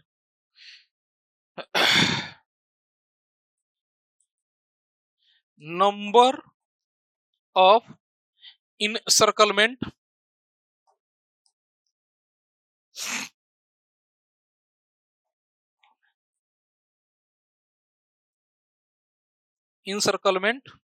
of number of encirclement of -1, J0 -1, J0, इस वाले point को इंसर्कलमेंट है, number of encirclement. और Z क्या है? Number of right half close loop pole. ठीक है, तो कितने पोल जो राइट साइड में जाएंगे क्लोज लूप? अगर Z की वैल्यू 0 हुई तो सिस्टम स्टेबल, यानी कि P और N की वैल्यू बराबर हो गई, सिस्टम स्टेबल। और ये बराबर नहीं हुआ तो सिस्टम अनस्टेबल। दिस सिंपल सा पॉइंट होता है। अगर नंबर ऑफ इंसर्कलमेंट और number of open loop pole जो कि राइट साइड में लाई कर रहे हैं, अगर वो बराबर हो गया सिस्टम स्टेबल, क्योंकि Z की वैल्यू यहां से निकालो ना, Z कितना हो जाएगा? Z इधर भेज दो, P - N। अगर N की वैल्यू और P की वैल्यू बराबर हुई, सिस्टम स्टेबल। P मतलब ओपन लूप का पोल, ओपन लूप और क्लोज लूप में अंतर है बेटा, ये Z क्लोज लूप पोल होता है, P ओपन लूप पोल होता है, right. This is the formula for this one. ठीक है, आप लिख सकते हैं यहाँ पे गिवन एज गिवन एज, ठीक है, n equal to this message, इतना लिखोगे, it is the sufficient, more than sufficient for 4 marks. Question, that is question number 3b, 10 marks question है ये। Consider a unity feedback system has open loop transfer function gs equal to 1 upon s square into s plus 1 into s plus 2, comment on the stability of the system using Nyquist stability criteria. तो जो अभी पढ़े हो उसके हिसाब से इसका stability पे कमेंट भी करना है। अच्छा सा क्वेश्चन है ये। चलिए, तो हम लोग को नेक्विस्ट प्लॉट बनाना है और स्टेबिलिटी पे कमेंट करना है। आते हैं नेक्विस्ट प्लॉट पे। तो इसका ओरिजिन पे कितना पोल है? 2 पोल है। ओरिजिन पे 2 पोल है और ये एक स्टैंडर्ड सिस्टम है, इसमें एक भी जीरो नहीं है। अगर एक भी जीरो नहीं होता है इसको स्टैंडर्ड सिस्टम कहा जाता है। और स्टैंडर्ड सिस्टम का नेक्विस्ट प्लॉट बनाना बहुत ही इजी होता है, ठीक है। Number of pole at origin कितना है? Number of pole at origin ये कितना है? 2 है। तो 2 पोल है ओरिजिन पे, इसलिए इनिशियल नेक्विस्ट प्लॉट जो इनिशियल पॉइंट होगा वो कितने डिग्री से स्टार्ट होगा? यानी कि इनिशियल जो प्लॉट है वो कितना डिग्री से स्टार्ट होगा? Plus minus 180 degree. प्लस करिए या माइनस करिए सेम ही होता है। इसलिए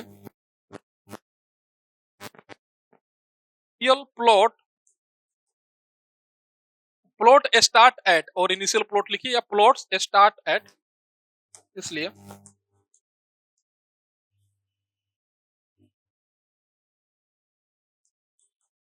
plot an Nyquist plot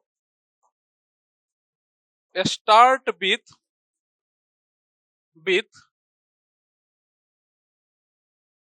plus minus 180 degree. तो 180 डिग्री से स्टार्ट होगा।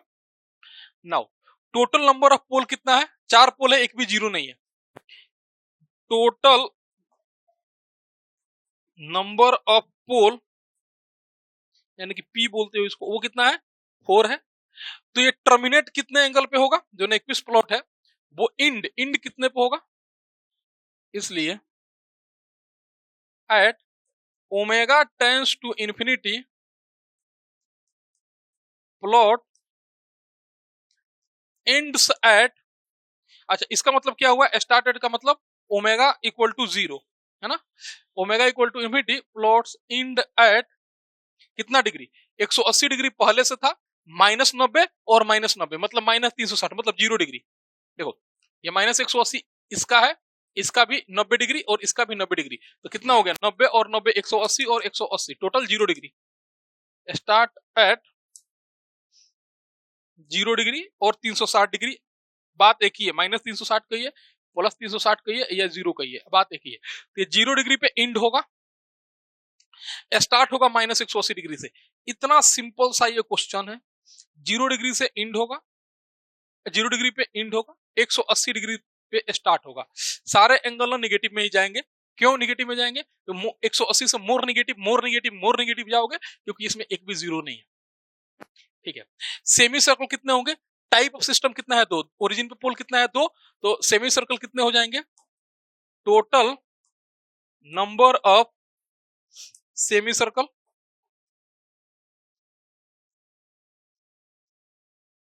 इक्वल टू 2 सेमी सर्कल होंगे, इट इज इक्वल टू कितना है? Type of system. Type of system पे डिपेंड करते हैं सेमी सर्कल। इतना सा कैलकुलेशन है भाई इसका, बड़ी सिंपल सा नेक्विस्ट प्लॉट यहां से बन जाएगा। चलिए आते हैं नेक्विस्ट प्लॉट पे। चलिए, how we are going to form the Nyquist plot.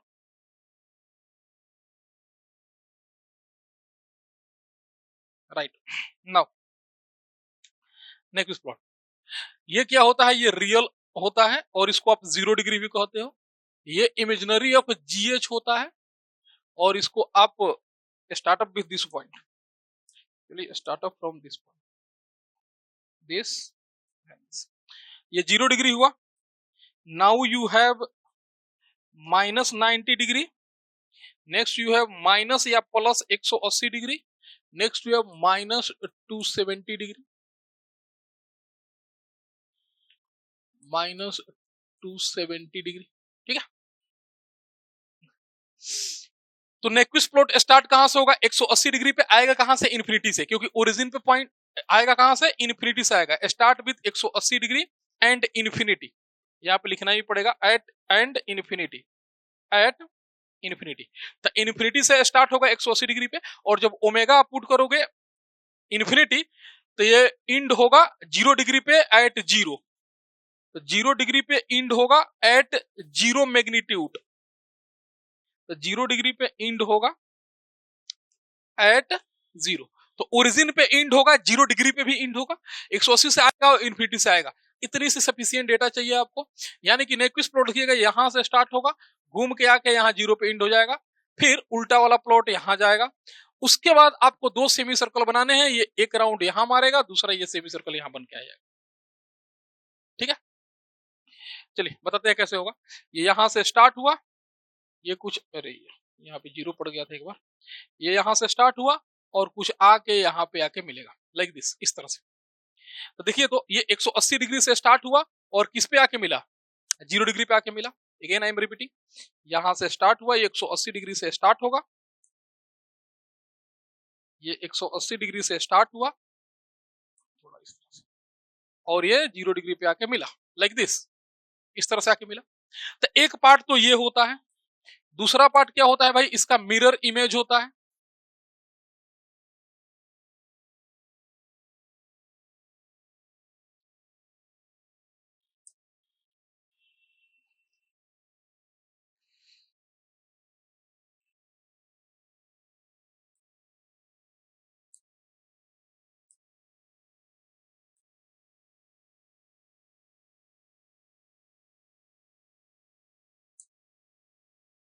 Anyway नहीं रहा, ओके चलो, तो एक ये पार्ट हो गया।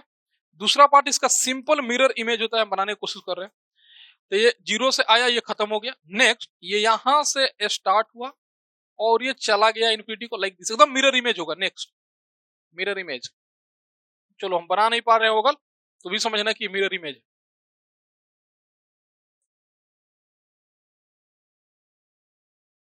राइट, लाइक दिस, एकदम मिरर इमेज होगा। कि मिरर इमेज दिख नहीं रहा,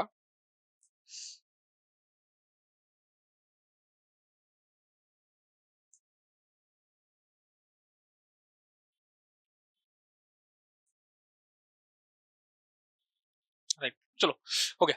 तो ये मिरर इमेज है। अब देखो हमारे पास 2 पार्ट हो गए, ये यहां से स्टार्ट हुआ, 0 यहां पे टच किया, next mirror image of that हमने बना दिया।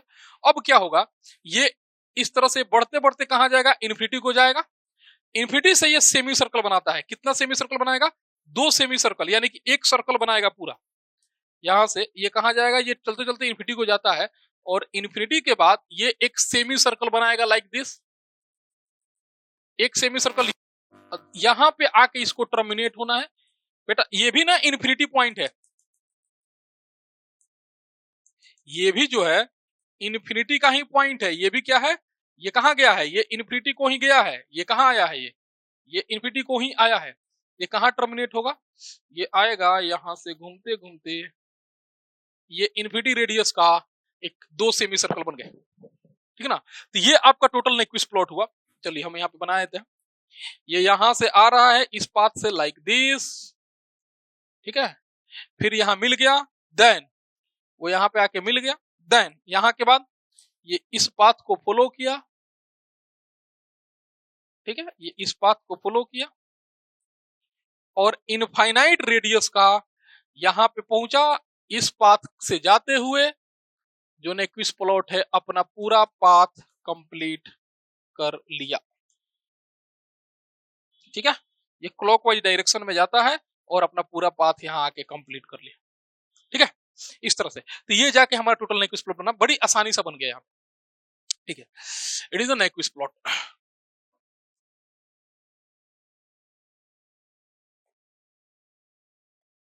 ठीक है, अब देखिए ये खत्म इतना ही नहीं होता। इस क्वेश्चन में इतना ही नहीं बोला है कि नेक्विस्ट प्लॉट खाली बना के छोड़ दीजिए, ये बोला ये है कि आप स्टेबिलिटी पे कमेंट भी कीजिए। क्या बोला है कि आप स्टेबिलिटी पे कमेंट भी करिए। ठीक है, तो आपको स्टेबिलिटी पे कमेंट भी करना है ना। चलिए नेक्विस्ट प्लॉट तो हमने बना लिया। अब आते हैं कि क्रिटिकल पॉइंट कहां होगा। इसका रेडियस कितना है भाई, ये जो आप सेमी सर्कल बनाए हो इसको और बड़ा बनाना चाहिए था। इसका रेडियस कितना है, हम इसको बनाए थे, इसका रेडियस कितना है, ये इन्फिनिटी रेडियस है, इसका रेडियस इन्फिनिटी है। यहाँ पे ये ओमेगा इक्वल टू 0, यहाँ इन्फिनिटी जो दिख रहा है ये ओमेगा इक्वल टू 0 से स्टार्ट हुआ है, यहाँ पे ओमेगा टेंस टू इन्फिनिटी पे खत्म हुआ है। यहाँ पे ना ओमेगा टेंस टू इन्फिनिटी है, ओमेगा टेंस टू इन्फिनिटी पे खत्म हुआ है। ये लेंथ कितना है, ये इन्फिनिटी है, और फिर ये omega tends to minus infinity से स्टार्ट हुआ है और ये लाइक दिस, इस तरह से गया है 0।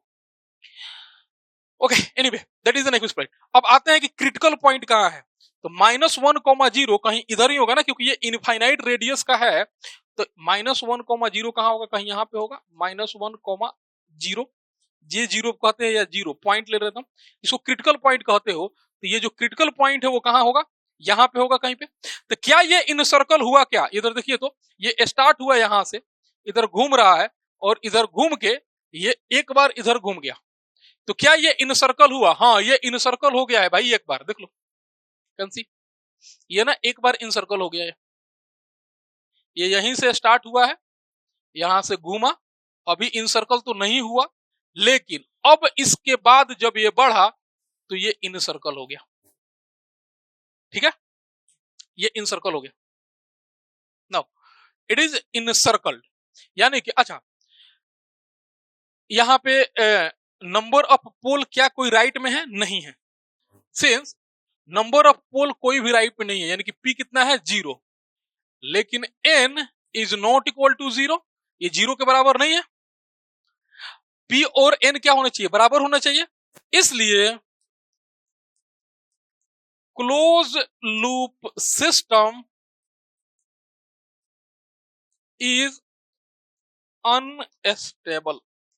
क्या है, क्लोज लूप सिस्टम अनस्टेबल है, क्यों ऐसा है, क्योंकि -1 इन सर्कल नहीं होना चाहिए था, जो कि यहां पे इन सर्कल हो चुका है, -1 इन सर्कल नहीं होना चाहिए था, जो कि यहाँ पे इन सर्कल हो चुका है, इसलिए हम लोग बोलते हैं कि सिस्टम एक अनस्टेबल सिस्टम होगा, ये क्लोज लूप सिस्टम जो बनेगा वो अनस्टेबल बनेगा। अगर आप चाहें तो इससे क्लोज लूप सिस्टम बना के कैरेक्टरिस्टिक इक्वेशन बना के आप चाहें तो स्टेबिलिटी चेक भी कर सकते हैं। इसका कैरेक्टरिस्टिक इक्वेशन कितना आएगा भाई, s⁴, देख लेना, हम बना ही देते हैं अभी। कैरेक्टरिस्टिक इक्वेशन कितना आएगा, अगर आप यहाँ से QS निकालोगे, हालांकि ये रिक्वायर्ड नहीं है, अगर आप चाहे तो यहाँ प्रूफ ले सकते हो, यहाँ पे हम प्रूफ दे देते हैं, एनीवे यहाँ पे लिख देते हैं QS इक्वल टू, ये वही है, ये नेक्विस्ट प्लॉट बनाया हुआ है किससे, मैटलैब से, और आप यहाँ पे देख रहे होंगे लिखा हुआ है कि क्लोज लूप सिस्टम स्टेबिलिटी में लिखा हुआ है नॉट स्टेबल, क्योंकि ये फेज मार्जिन जो है ना इसका नेगेटिव आ रहा है, that's why it is calling as की सिस्टम जो है ना क्लोज लूप में अनस्टेबल है, ये स्टेबल नहीं है। और ये कुछ इस टाइप का प्लॉट भी बनाया हुआ है, यहाँ पे जूम नहीं किया गया है इसलिए ये दिख रहा है ऐसा, ये आएगा कुछ यहाँ पे टच होगा एंड देन यहाँ पे इस तरह से चला जाएगा, ये होता है ना। क्या बोल रहे थे हम, जो QS आप निकालोगे तो कितना आएगा, QS equal to s⁴ plus, देखिए ये s⁴ प्लस s और s,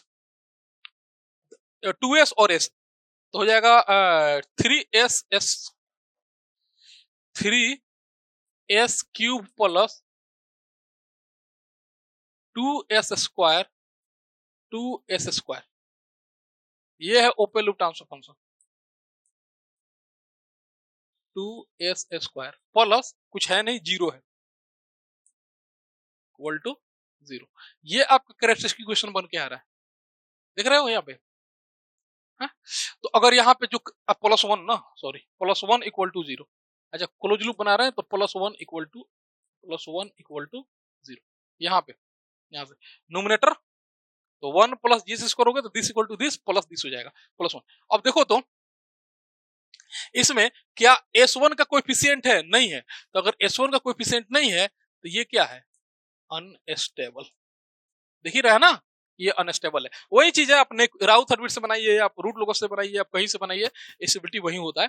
but anyway that is the Nyquist plot, ये हो गया नेक्विस्ट प्लॉट पूरा आपका, और इसी के बाई हाफ पे आपको स्टेबिलिटी पे कमेंट करना था, बड़ी सिंपल सा क्वेश्चन था ये, आप आसानी से बना सकते हैं। नेक्स्ट क्वेश्चन नंबर 4, इसमें भी 2 क्वेश्चन है आपके, क्वेश्चन नंबर 4A जो कि 4 मार्क्स का है, क्वेश्चन नंबर 4B जो कि 10 मार्क्स का है। Notice question number 4A, what are the gain margin and phase margin, बहुत इंपॉर्टेंट क्वेश्चन है, फेज मार्जिन गेन मार्जिन बहुत ही हर जगह पूछा जाता है, आपको इंटरव्यू में भी बहुत पूछा जाएगा ये।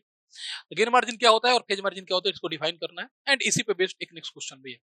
तो कह रहा है गेन मार्जिन क्या है, the gain margin is the measure of how much the gain of the system can be increase before system become unstable. यानी कि एक सिस्टम, ओपन लूप सिस्टम है, उसके गेन को आप कितना इंक्रीज करोगे कि उसका क्लोज लूप सिस्टम अनस्टेबल हो जाएगा, वही बोल रहा है system measure how much gain of the system can be increase before the system become unstable. अब आते हैं नेक्स्ट पॉइंट पे, it is defined as the amount of which the gain of open loop system can be increase. Actually हम बोल ही रहे हैं, अभी वही चीज अब ज्यादा डिटेल में लिखा हुआ है, typically in dB at the frequency where the phase of the system transfer function is 180 degree or equivalently at the frequency where Nyquist plot intersect the critical axis at -10। इसका मतलब नहीं समझ में आया क्या बोलने का मतलब है। एक्चुअली ये कितना अमाउंट ऑफ इट इज कितना आप गेन को इंक्रीज कर सकते हो ओपन लूप ट्रांसफर फंक्शन में, और टिपिकली कितना किसमें होता है वो डीबी में ऐड करते हैं, और अगर वो एक्चुअल वैल्यू है तो उसको मल्टीप्लाई करते हैं। डीबी में ऐड किया जाता है, एक्चुअल वैल्यू मल्टीप्लाई किया जाता है, तो टिपिकली डीबी में ऐड करते हैं।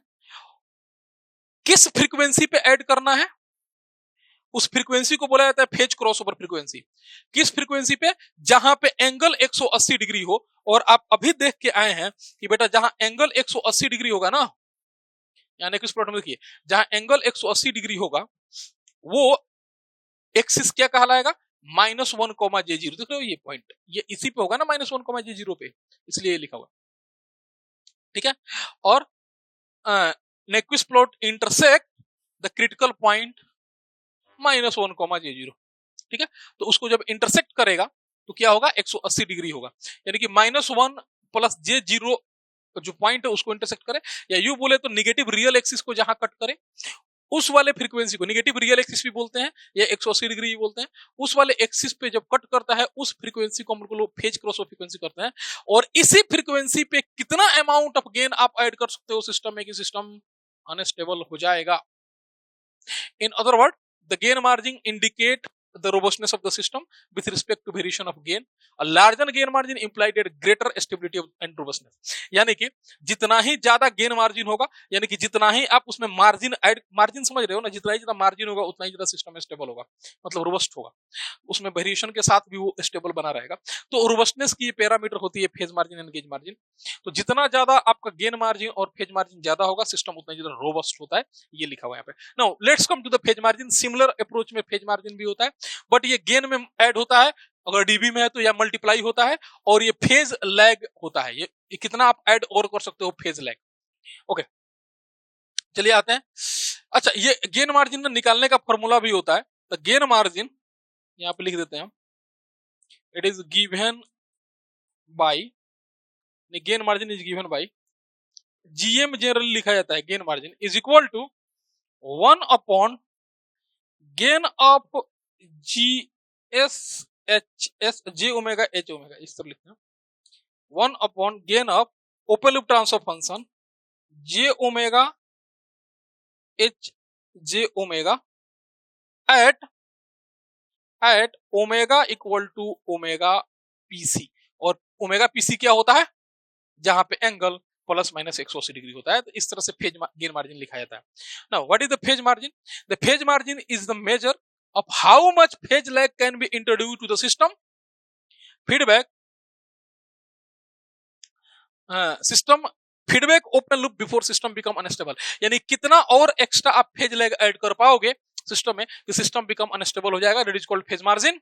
अदर टर्म में क्या लिखा हुआ है, it is defined as the amount of phase lag of the open loop system at the frequency where magnitude of the system transfer function is 0 dB exceed -180 degree. मतलब यह है कि कितना फेज लैग एक्सीड कर रहा है -180 degree से, कहां पे, जब मैग्नीट्यूड 1 है या डेसिबल में 0 है। डेसिबल में 0 होता है यूनिटी और 0 dB, function is transfer function is unity और 0 dB, तो मैग्नीट्यूड 1 हो या 0 dB हो। In similar term, it is the amount at which phase of the system transfer function at unity gain exceed by 180 degree. A larger the phase margin indicate the way greater the stability and robustness against the phase lag in the feedback loop. यानी कि phase margin क्या होता है, ये amount of phase लगेगा जो कि add किया जाता है सिस्टम में ताकि सिस्टम एज ऑफ अनस्टेबिलिटी हो जाए। कहां पे ऐड करना होता है, ये उस फ्रीक्वेंसी पे ऐड किया जाता है जिसपे मैग्नीट्यूड 1 हो, मैग्नीट्यूड कंडीशन 1 होता है और डेसिबल में 0 dB हो। तो मैग्नीट्यूड 1 हो, डेसिबल में 0 dB हो, उस वाले फ्रीक्वेंसी पे आप कितना फेज और ऐड कर सकते हो कि सिस्टम -180 डिग्री हो जाए उसका एंगल, उसी को हम लोग फेज मार्जिन कहते हैं। It is given by PM लिखा जाता है बेटा phase margin, that is equal to 180 plus 5। ये फॉर्मूला होता है निकालने का, ये आप पढ़े होंगे 180 प्लस 5। और 5 कहां से निकलता है, 5 is the angle at which gain is, और इस तरह भी आप लिख सकते हो this plus angle of GH at omega equal to omega GC, like this, इस तरह भी आप लिख सकते हो। तो it is the 180 plus angle of GH at omega equal to omega GC, gain cross of frequency. तो गेन क्रॉस ऑफ फ्रीक्वेंसी पे तो जो फेज होता है उसको आप ऐड करिए 180 डिग्री में, उसी को गेन फेज मार्जिन कहते हैं, और 1 बटा कर दीजिए तो ये हो जाएगा। डेसिबल में लगाना होगा ना तो यहाँ 20 लोग लगा दोगे तो डेसिबल में हो जाएगा। तो दैट इज द डेफिनेशन, आपको ये ध्यान रखना है, इसको समझना भी है और ध्यान भी रखना है। Now we are going to find the phase margin and gain margin. तो जो यहाँ पे पढ़े हो ना उसी के यहाँ पे नेक्स्ट क्वेश्चन है, गेन मार्जिन और फेज मार्जिन निकालना है उसमें। तो हम लोग पूरा देखेंगे कि कैसे निकलेगा, ओमेगा पीसी क्या होगा, ओमेगा जीसी क्या होगा, how are going to find the gain margin, how are going to find the phase margin. तो वो क्लियर भी हो जाएगा बहुत ज्यादा, बट ये पूरा डिफिनेशन है, ये आपको 4 मार्क्स के लिए लिखना होगा। Let us see the next question, that is question number 4b. I'm reading the question once. Question कितना मार्क्स का है, 10 मार्क्स का है ना। पिछला वाला क्वेश्चन कितना था, that is a 4 marks. Determine the value of k for unity feedback control system having open loop transfer function GS HS equal to k upon s into s plus 2 into s plus 4 such that gain margin equal to 20 dB and phase margin is equal to 60 degree. आपको k की value निकालनी है जिससे कि gain margin 20 dB हो और phase margin 60 degree हो। Unity negative feedback है, फिर निगेटिव नहीं भी लिखा होता है, then also you consider the negative feedback only, तो आपको निगेटिव ही कंसीडर करना होता है। Now let's see the answer of this question. चलिए, तो गेन मार्जिन फेज मार्जिन पे क्वेश्चन है। तो ओपन लूप ट्रांसफर फंक्शन कितना दिया हुआ है, ये दिया हुआ है आपका k अपॉन जो ओपन लूप ट्रांसफर फंक्शन दिया है, तो j of j omega h of j omega आप लिख लीजिए, तो कितना हो जाएगा, ये s के बदले आप j ओमेगा पुट कर लेंगे, that is coming as k upon j omega into j omega plus 2 into j omega plus 4। ठीक है, तो हमारे पास मिल गया ये। नाउ इसके बाद हमारे पास ना k ऑफ j ओमेगा मिल गया। अब हमें को मैग्नीट्यूड एंड एंगल निकालना होगा, तो let's find out the magnitude of g of j omega h of j omega. Magnitude कितना होता है, दैट इज द k, ऊपर तो k है। नाउ रियल पार्ट का स्क्वायर प्लस इमेजिनरी पार्ट का स्क्वायर का अंडर रूट, तो जब केवल इमेजिनरी या केवल रियल हो तो कोई मतलब ही नहीं बनता इसका। That is omega into under root omega square plus, ये 2 है तो 2 का स्क्वायर कितना हो जाएगा 4, 2 का स्क्वायर भी आप लिख सकते हैं, under root omega square plus 4 है तो 4 का स्क्वायर कितना हो जाएगा 16। ठीक है, तो that will be the one part, that is the gain of the system. And what is the angle of g of j omega h of j omega, what is the angle, angle निकाल लेते हैं। Omega है तो कितना है j omega, तो कितना हो जाएगा -90, क्योंकि ये ऑलवेज 90 डिग्री प्रोड्यूस करेगा, तो -90 पोल है इसलिए, माइनस tan इनवर्स इमेजिनरी बटा रियल मतलब ओमेगा बटा 2 omega by 2 minus tan inverse omega by 4। ठीक है, एक सिंपल सा एंगल मिल गया और सिंपल सा हमें मिल गया गेन। अब ये कह रहा है कि फेज मार्जिन और गेन मार्जिन की वैल्यू दे रखी है, तो गेन मार्जिन कितना दिया हुआ है, gain margin should be 20 dB और phase margin to be 60 degree, right. तो सबसे पहले गेन मार्जिन अगर आप 20 dB के टर्म में जाना है, पहला वाला ये है तो गेन मार्जिन के टर्म में जाना है तो हमें क्या निकालना पड़ेगा, omega equal to omega PC, phase cross over frequency निकालना पड़ेगा। और फेज क्रॉस ओवर फ्रीक्वेंसी पे जो मैग्नीट्यूड होगा वहां से हम लोग गेन मार्जिन निकालेंगे, राइट। चलिए तो हम लोग आते हैं पहले omega equal to omega PC पे, to find phase cross over frequency. Phase cross over frequency, इसको क्या बोलते हैं हम लोग, omega PC. Omega PC phase cross over frequency हमें निकालना है, इसको बोलते क्या है, ओमेगा पीसी बोलते हैं भाई, ठीक है। तो देखोगे at omega equal to omega PC phase cross over frequency पे ये जो एंगल होता है ना, ये कितना होता है 180 degree. Angle of G of J omega H of J omega, this become equal to plus या माइनस 180 डिग्री, ये होता है। दिस इंप्लाइज दैट एंगल अब पूरा कितना है, माइनस tan इनवर्स, ओमेगा के बदले क्या लिख दोगे अब, omega PC by 2 minus tan inverse omega PC by 4 equal to minus 180 degree, ठीक है।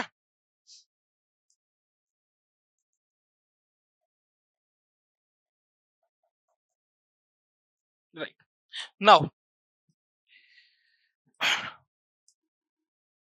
अब देखिए, अब यहां से 90 को उधर लेके जाएंगे तो 90 जब उधर जाएगा तो प्लस हो जाएगा, तो हो जाएगा वो माइनस 90 डिग्री, और फिर यहां से माइनस माइनस कॉमन करके काट देंगे तो ये हो जाएगा, this implies that tan inverse omega PC by 2 plus tan inverse omega PC by 4 equal to 90 degree, ठीक है। और tan inverse A plus tan inverse B का फॉर्मूला लगा लीजिए, तो tan inverse A plus tan inverse B का formula लगा लेते हैं यहाँ पे, लिख भी देते हैं हम, since tan inverse A plus tan inverse B equal to tan inverse A plus B, चाहिए इधर नीचे लिख देते हैं, हटेगा नहीं वहां पे, is equal to tan inverse A plus B divide by 1 minus A B, ये फॉर्मूला होता है। और अच्छा एक और बात, ये पूरा जो है ना एंगल जो है पूरे में है, tan inverse A plus B by 1 minus A B, ये फॉर्मूला होता है, ठीक है। तो बड़ी सिंपल सा फॉर्मूला है, यहां से आप निकाल सकते हैं। तो this implies that tan inverse A plus B मतलब omega PC by 2 plus omega PC by 4, ठीक है।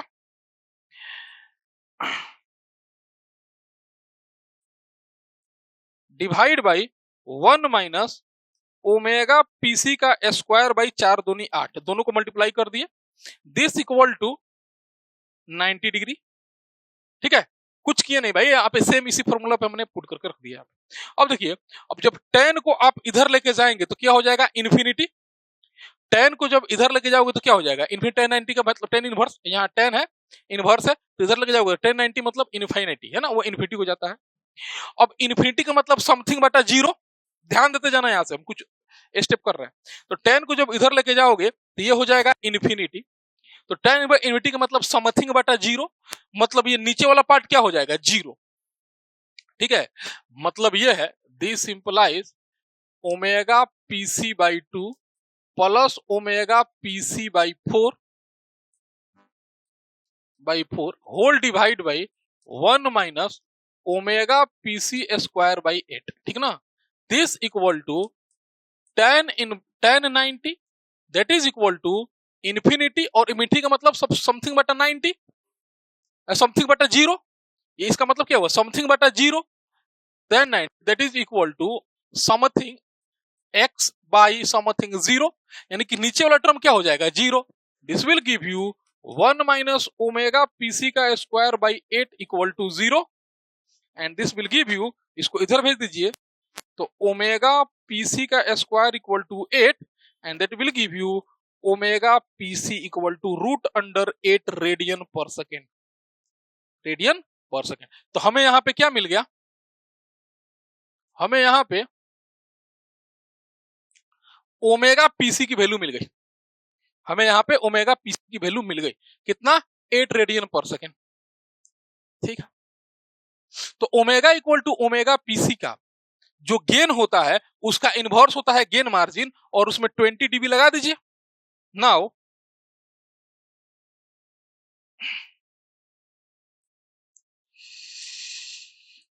देखिए, now what is the gain margin, the gain margin is equal to 1 upon gain of 1 upon gain of G of J omega H of J omega at at omega equal to omega PC, यही formula पढ़ के आए हम लोग। अच्छा, और decibel में डालोगे तो 20 डीबी से मल्टीप्लाई कर दोगे, ये 20 डीबी लिख दोगे तो डेसिबल में हो जाएगा, right.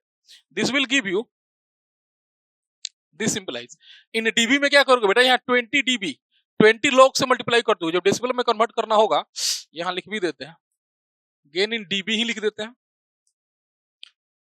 Gain margin dB equal to 20 log, आपको 20 लॉग से मल्टीप्लाई भी करना पड़ेगा, और ये omega equal to omega PC, that simple है ये।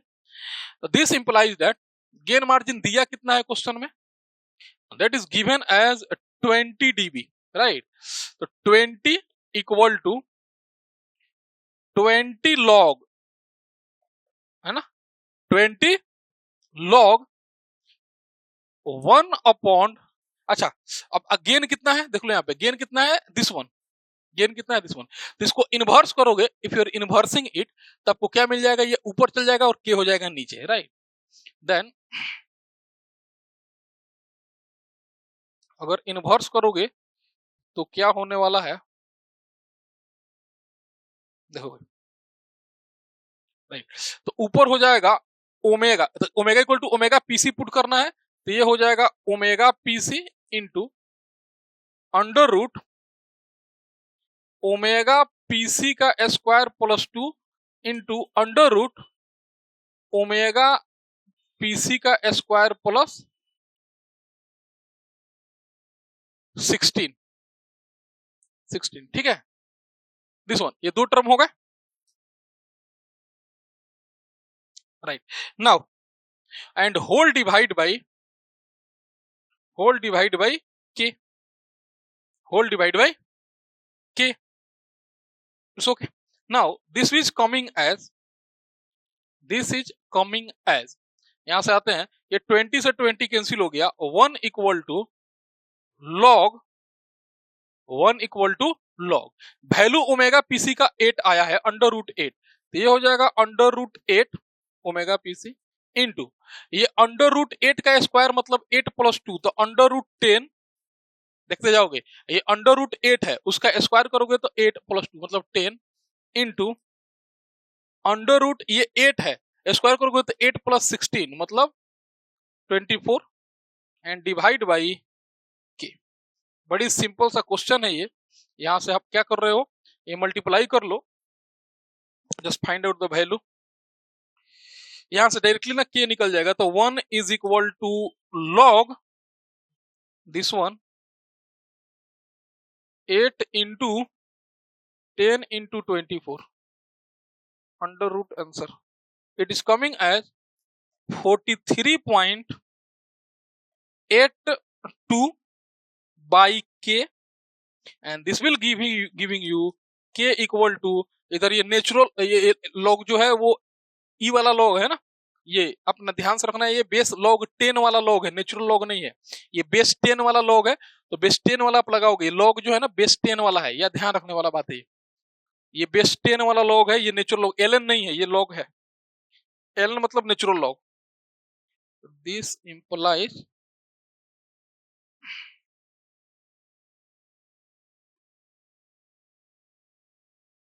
ओके, तो दोनों तरफ आप ln लगा दीजिए।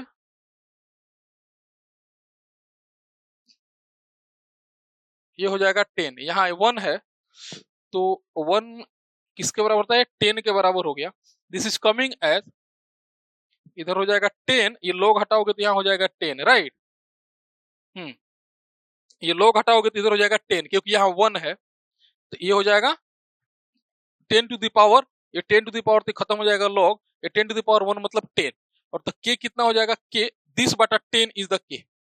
ये जो भी आ रहा है यहाँ पे ये 10 हो जाएगा, लोग हटाओगे तो ये 10, और ये k का वैल्यू निकालोगे तो दिस बटा k, तो k equal to 4.382।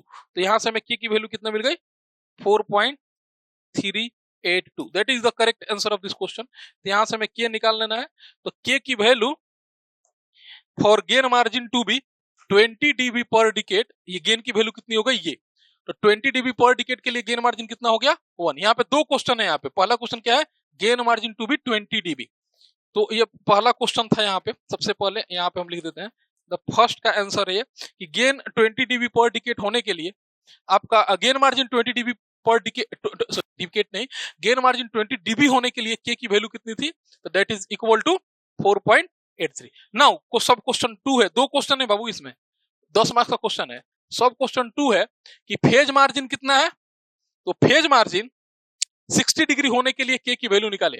Find the value of k to be gain margin to be this. दूसरा क्वेश्चन है phase margin to be 60 degree, और फेज मार्जिन निकालने के लिए हमें गेन क्रॉस ओवर फ्रीक्वेंसी निकालना पड़ता है। फेज मार्जिन निकालने के लिए हमें ओमेगा जीसी निकालना पड़ता है, जिसको गेन क्रॉस ओवर फ्रीक्वेंसी कहते हैं। चलिए निकालते हैं gain cross over frequency. Gain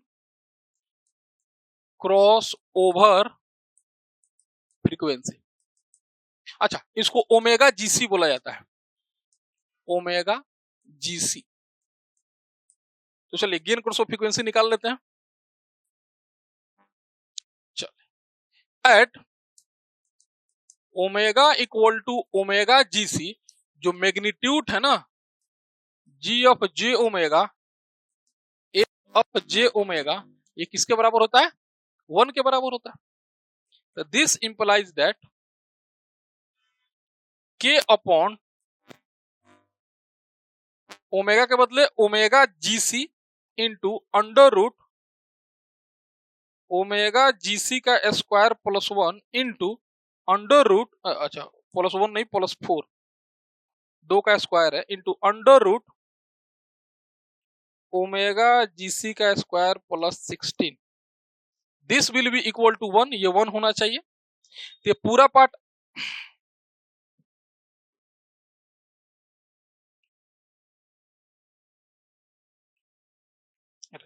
चलिए, अच्छा ये 16 है नॉट 14, इट इज 16। नाउ अब क्या करें, दोनों तरफ स्क्वायर कर लीजिए। तो जब आप स्क्वायर करेंगे you will getting as something K square equal to omega GC का स्क्वायर इनटू ओमेगा जीसी का square plus 4 into omega GC का स्क्वायर प्लस 16। ठीक है, ये हो गया। नाउ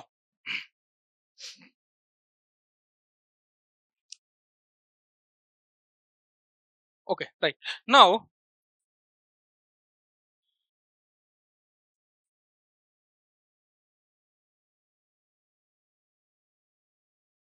अब देखिए यहां से ओमेगा जीसी हमें निकालना है, तो ओमेगा जीसी कितने ऑर्डर का आएगा, it is coming as 4 order.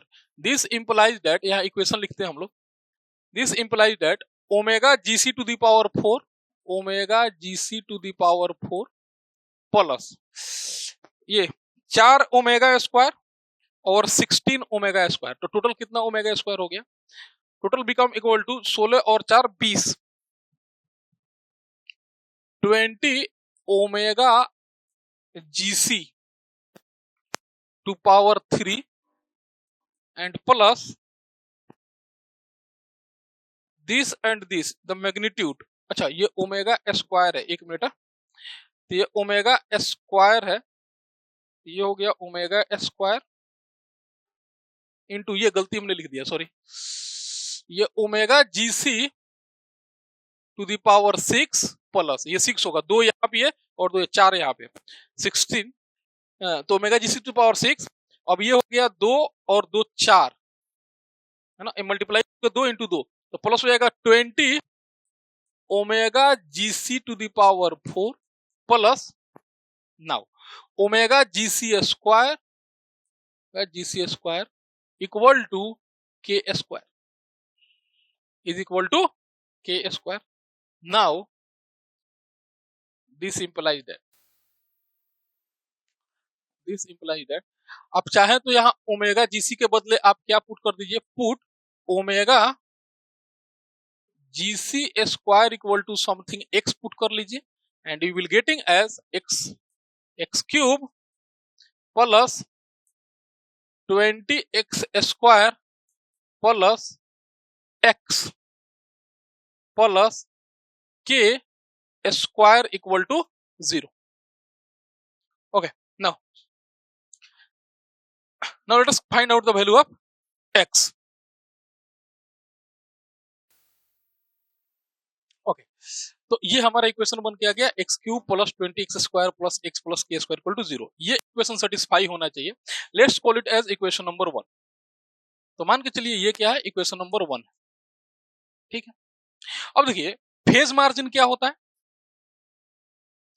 Since ले लेते हैं, since phase margin equal to, what is the value of phase margin? The phase margin equal to 180 plus angle of GHS, angle of G of J omega, H of J omega at omega equal to omega GC। ये formula हमने पढ़ के आया है। अच्छा, this implies, तो पहले ये निकाल लेते हैं ना, यानी कि एंगल ऑफ, नेक्स्ट पेज पे आ जाते हैं क्योंकि स्पेस ज्यादा चाहिए। Angle of G of J omega, H of J omega, G of J omega, H of J omega at omega equal to omega GC equal to, चलिए ये value find out करते हैं, तो कितना हो जाएगा, माइनस 180 डिग्री। हमने angle का कंडीशन यहां लिखा हुआ था ना, minus 180 degree minus tan inverse omega GC by 2 minus tan inverse omega GC by 4, ठीक है, ये होगा। चलिए तो ये वैल्यू हमें निकल गया, इसलिए जो फेज मार्जिन है यानी कि 60 डिग्री इक्वल टू 180 प्लस ये पूरा वैल्यू, तो प्लस में जाएगा minus 180 degree minus tan inverse omega GC by 2 minus tan inverse omega GC by 4। यहां से ना रिलेशन हमको निकालने हैं और तब जाके कंपेयर करके आंसर निकालना है। तो दिस इंप्लाइज दैट ये और ये क्या हो गया, कैंसिल, ये दोनों वैल्यू क्या है सब, और सब बाकी क्या है माइनस में, तो रहने दीजिए। 60 degree equal to minus tan inverse, again A plus B का फॉर्मूला लगा देते हैं यहाँ पे, तो ये माइनस हमने बाहर कर लिया और tan A plus tan B का फॉर्मूला लगा देते हैं, तो ओमेगा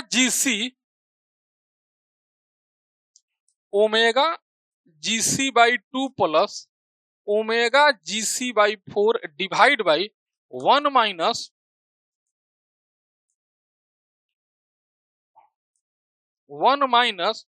ओमेगा जीसी का square by 8, simple it is. चलिए अब टेन इनवर्स माइनस, पहले माइनस इधर रहने दीजिए, टेन इनवर्स 60 का वैल्यू निकाल लीजिए कितना होगा,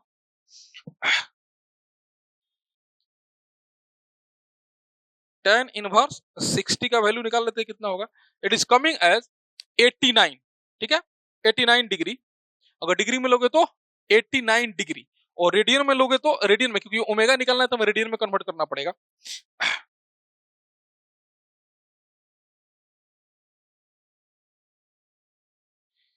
इनटू रेडियन में कन्वर्ट करने के लिए हमें 180 से डिवाइड करना होगा, मल्टीप्लाई करना होगा पाई से।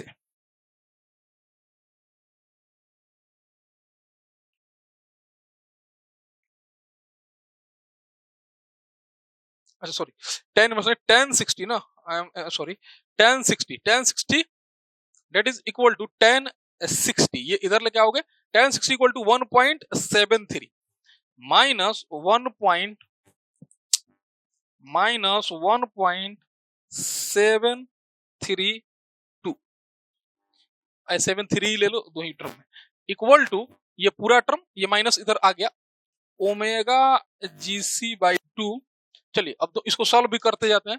तो ओमेगा जीसी बाई 2, और ये जब सॉल्व करोगे तो कितना हो जाएगा, एलसीएम हो जाएगा 8, 4 और 2 का एलसीएम 8, 8 और 8 से यहाँ कैंसिल भी हो जाएगा, and you just solve it. तो कितना हो जाएगा, ये 8 होगा तो ये हो जाएगा 4, और ये हो जाएगा 2, तो कितना हो जाएगा 6, है ना। आई एम रिपीटिंग, एलसीएम हो गया 8, डिवाइड करोगे तो 4, ये करोगे तो 2, तो 4 और 2 6, तो 6 ओमेगा जीसी डिवाइड बाई 8 वाला जो टर्म है ना, यहां से कैंसिल कर देंगे हम, तो 8 माइनस ओमेगा जीसी स्क्वायर, ये हो गया। एक बड़ी सिंपल सा इक्वेशन मिला। अब यहां से देखिए, यहां से हमें क्या मिलने वाला है, जैसे इसको मल्टीप्लाई करिए और एक इक्वेशन बनाते हैं हम लोग, तो मिलेगा यहां पे मल्टीप्लाई करेंगे, ये हो जाएगा, दिस इंप्लाइज, माइनस और माइनस प्लस हो जाएगा 1.73 ओमेगा जीसी का स्क्वायर, ये इधर गया, माइनस और माइनस प्लस हो गया 1.73 ओमेगा जीसी का स्क्वायर, माइनस ये माइनस वाला टर्म रहेगा, ठीक है, और इसको भी हम उधर भेज देंगे, दिस मल्टीप्लाई, इसको भी उधर भेज देंगे, जीरो के टर्म में आ जाएगा, तो लिख देते हैं हम 6 ओमेगा जीसी, ये वाला इधर चला गया, 6 ओमेगा जीसी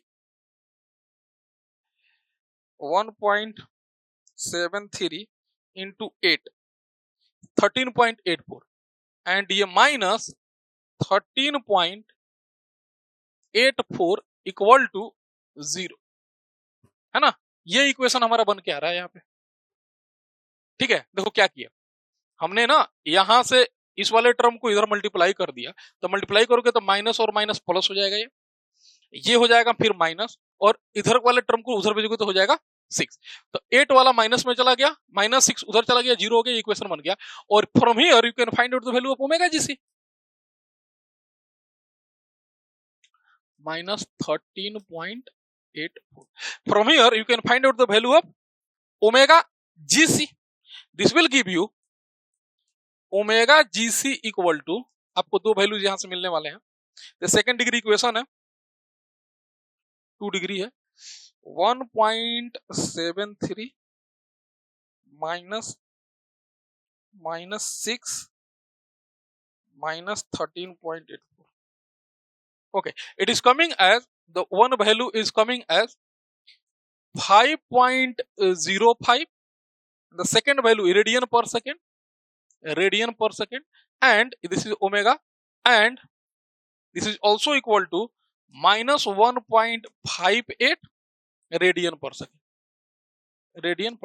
बाय डिफॉल्ट ये फ्रीक्वेंसी निगेटिव में नहीं हो सकता, तो ये वाला टर्म क्या हो गया, 0, ये कैंसिल हो गया, ये वाला टर्म आपका गया, ये नहीं हो सकता क्योंकि ये निगेटिव है, तो ये नहीं होगा, आप क्या लोगे, ये वाला टर्म लोगे, तो ओमेगा इक्वल टू 5.05। अब ये हमें ना ओमेगा जीसी की वैल्यू मिली, हमें के की वैल्यू निकालनी है भाई, हमें ओमेगा जीसी की वैल्यू नहीं निकालनी, हमें निकालनी है के की वैल्यू, ठीक ना। तो ये जो omega equal to omega GC की वैल्यू 5 यहां से मिली है, 5.05, इस वाले को आप पुट करोगे इक्वेशन 1 में, by putting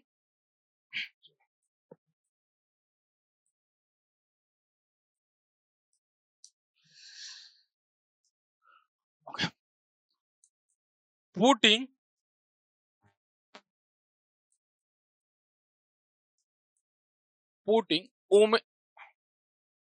omega equal to omega GC that equal to, अच्छा sorry, omega equal to omega GC नहीं, omega GC equal to 5.05 in 1, equation 1 में पुट करिए। अच्छा, इक्वेशन 1 में एक्चुअली एक्स स्क्वायर लिया गया था, सॉरी, तो X equal to omega GC square था, दैट इज इक्वल टू 5.05 का स्क्वायर लेना होगा आपको, 5.05 का स्क्वायर 25.5, 25.5 ये आपको पुट करना है एक्चुअली कहां पे, इक्वेशन 1 में। तो आते हैं इक्वेशन 1 में, ये इक्वेशन था ना एक्स क्यूब, है ना, तो चलिए लिख लेते हैं हम लोग, एक्स क्यूब मतलब 25.5 का क्यूब एक्स क्यूब प्लस, देखते जाइएगा इक्वेशन देखो, 20x square plus 25.5 square 20x square plus x मतलब 25.5 plus K square equal to 0, plus K square equal to 0, यही हो गया फॉर्मूला हमारा। हाँ, हमने x की वैल्यू निकाल लिया जो कि ओमेगा स्क्वायर था, and so on like this, this will be equal to, यहां से आपको क्या निकालना है, that is find out the value of K square and then find out the value of K square equal to 25.5 answer cube plus 20 answer square plus answer, it is equal to coming, it is coming as and root answer 172.08. now okay,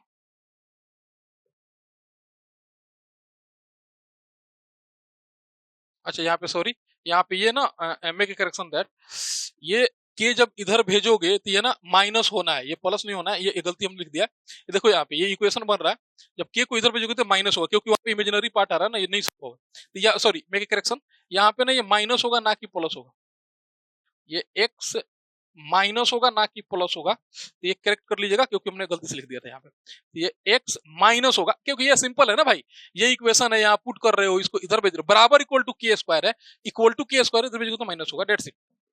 okay now, तो यहां से जब आप के square निकाल रहे हो तो यू आर गेटिंग एज 29, अच्छा लंबा सा इक्वेशन है, छोड़ो, तो डायरेक्ट हम के ही लेते हैं ना, वैल्यू तो के का निकालना है, और ले लो 29611.875, इसलिए the final K equal to root answer is coming at 172.08। तो ये दो क्वेश्चन थे, बड़ी मजेदार क्वेश्चन था, ये इतना आसान क्वेश्चन नहीं था, आई होप कि ये रेयरली ही सॉल्व हो पाएगा किसी से। तो दैट इज द आंसर। पहले वाला तो थोड़ा बहुत इजी था, फर्स्ट जो पार्ट था इसका, ये तो थोड़ा बहुत इजी था, फेज क्रॉसओवर फ्रीक्वेंसी निकाले और एक फॉलो में ये बनता चला गया, बट इन दिस क्वेश्चन एक की वैल्यू निकल गया। दूसरे वाला पार्ट में ना ये पहले आपको एक इक्वेशन पे लेके छोड़ेगा, अब इस इक्वेशन में यहां से आप वैल्यू निकालिए, उस वाले वैल्यू को उस इक्वेशन में पुट करिए, then will get the answer. There is very lengthy question, तो ये 10 मार्क्स का क्वेश्चन था, लेंथी भी था एंड बड़ी इंटरेस्टिंग क्वेश्चन भी था, पहली बार हमने इस टाइप के क्वेश्चंस देखे।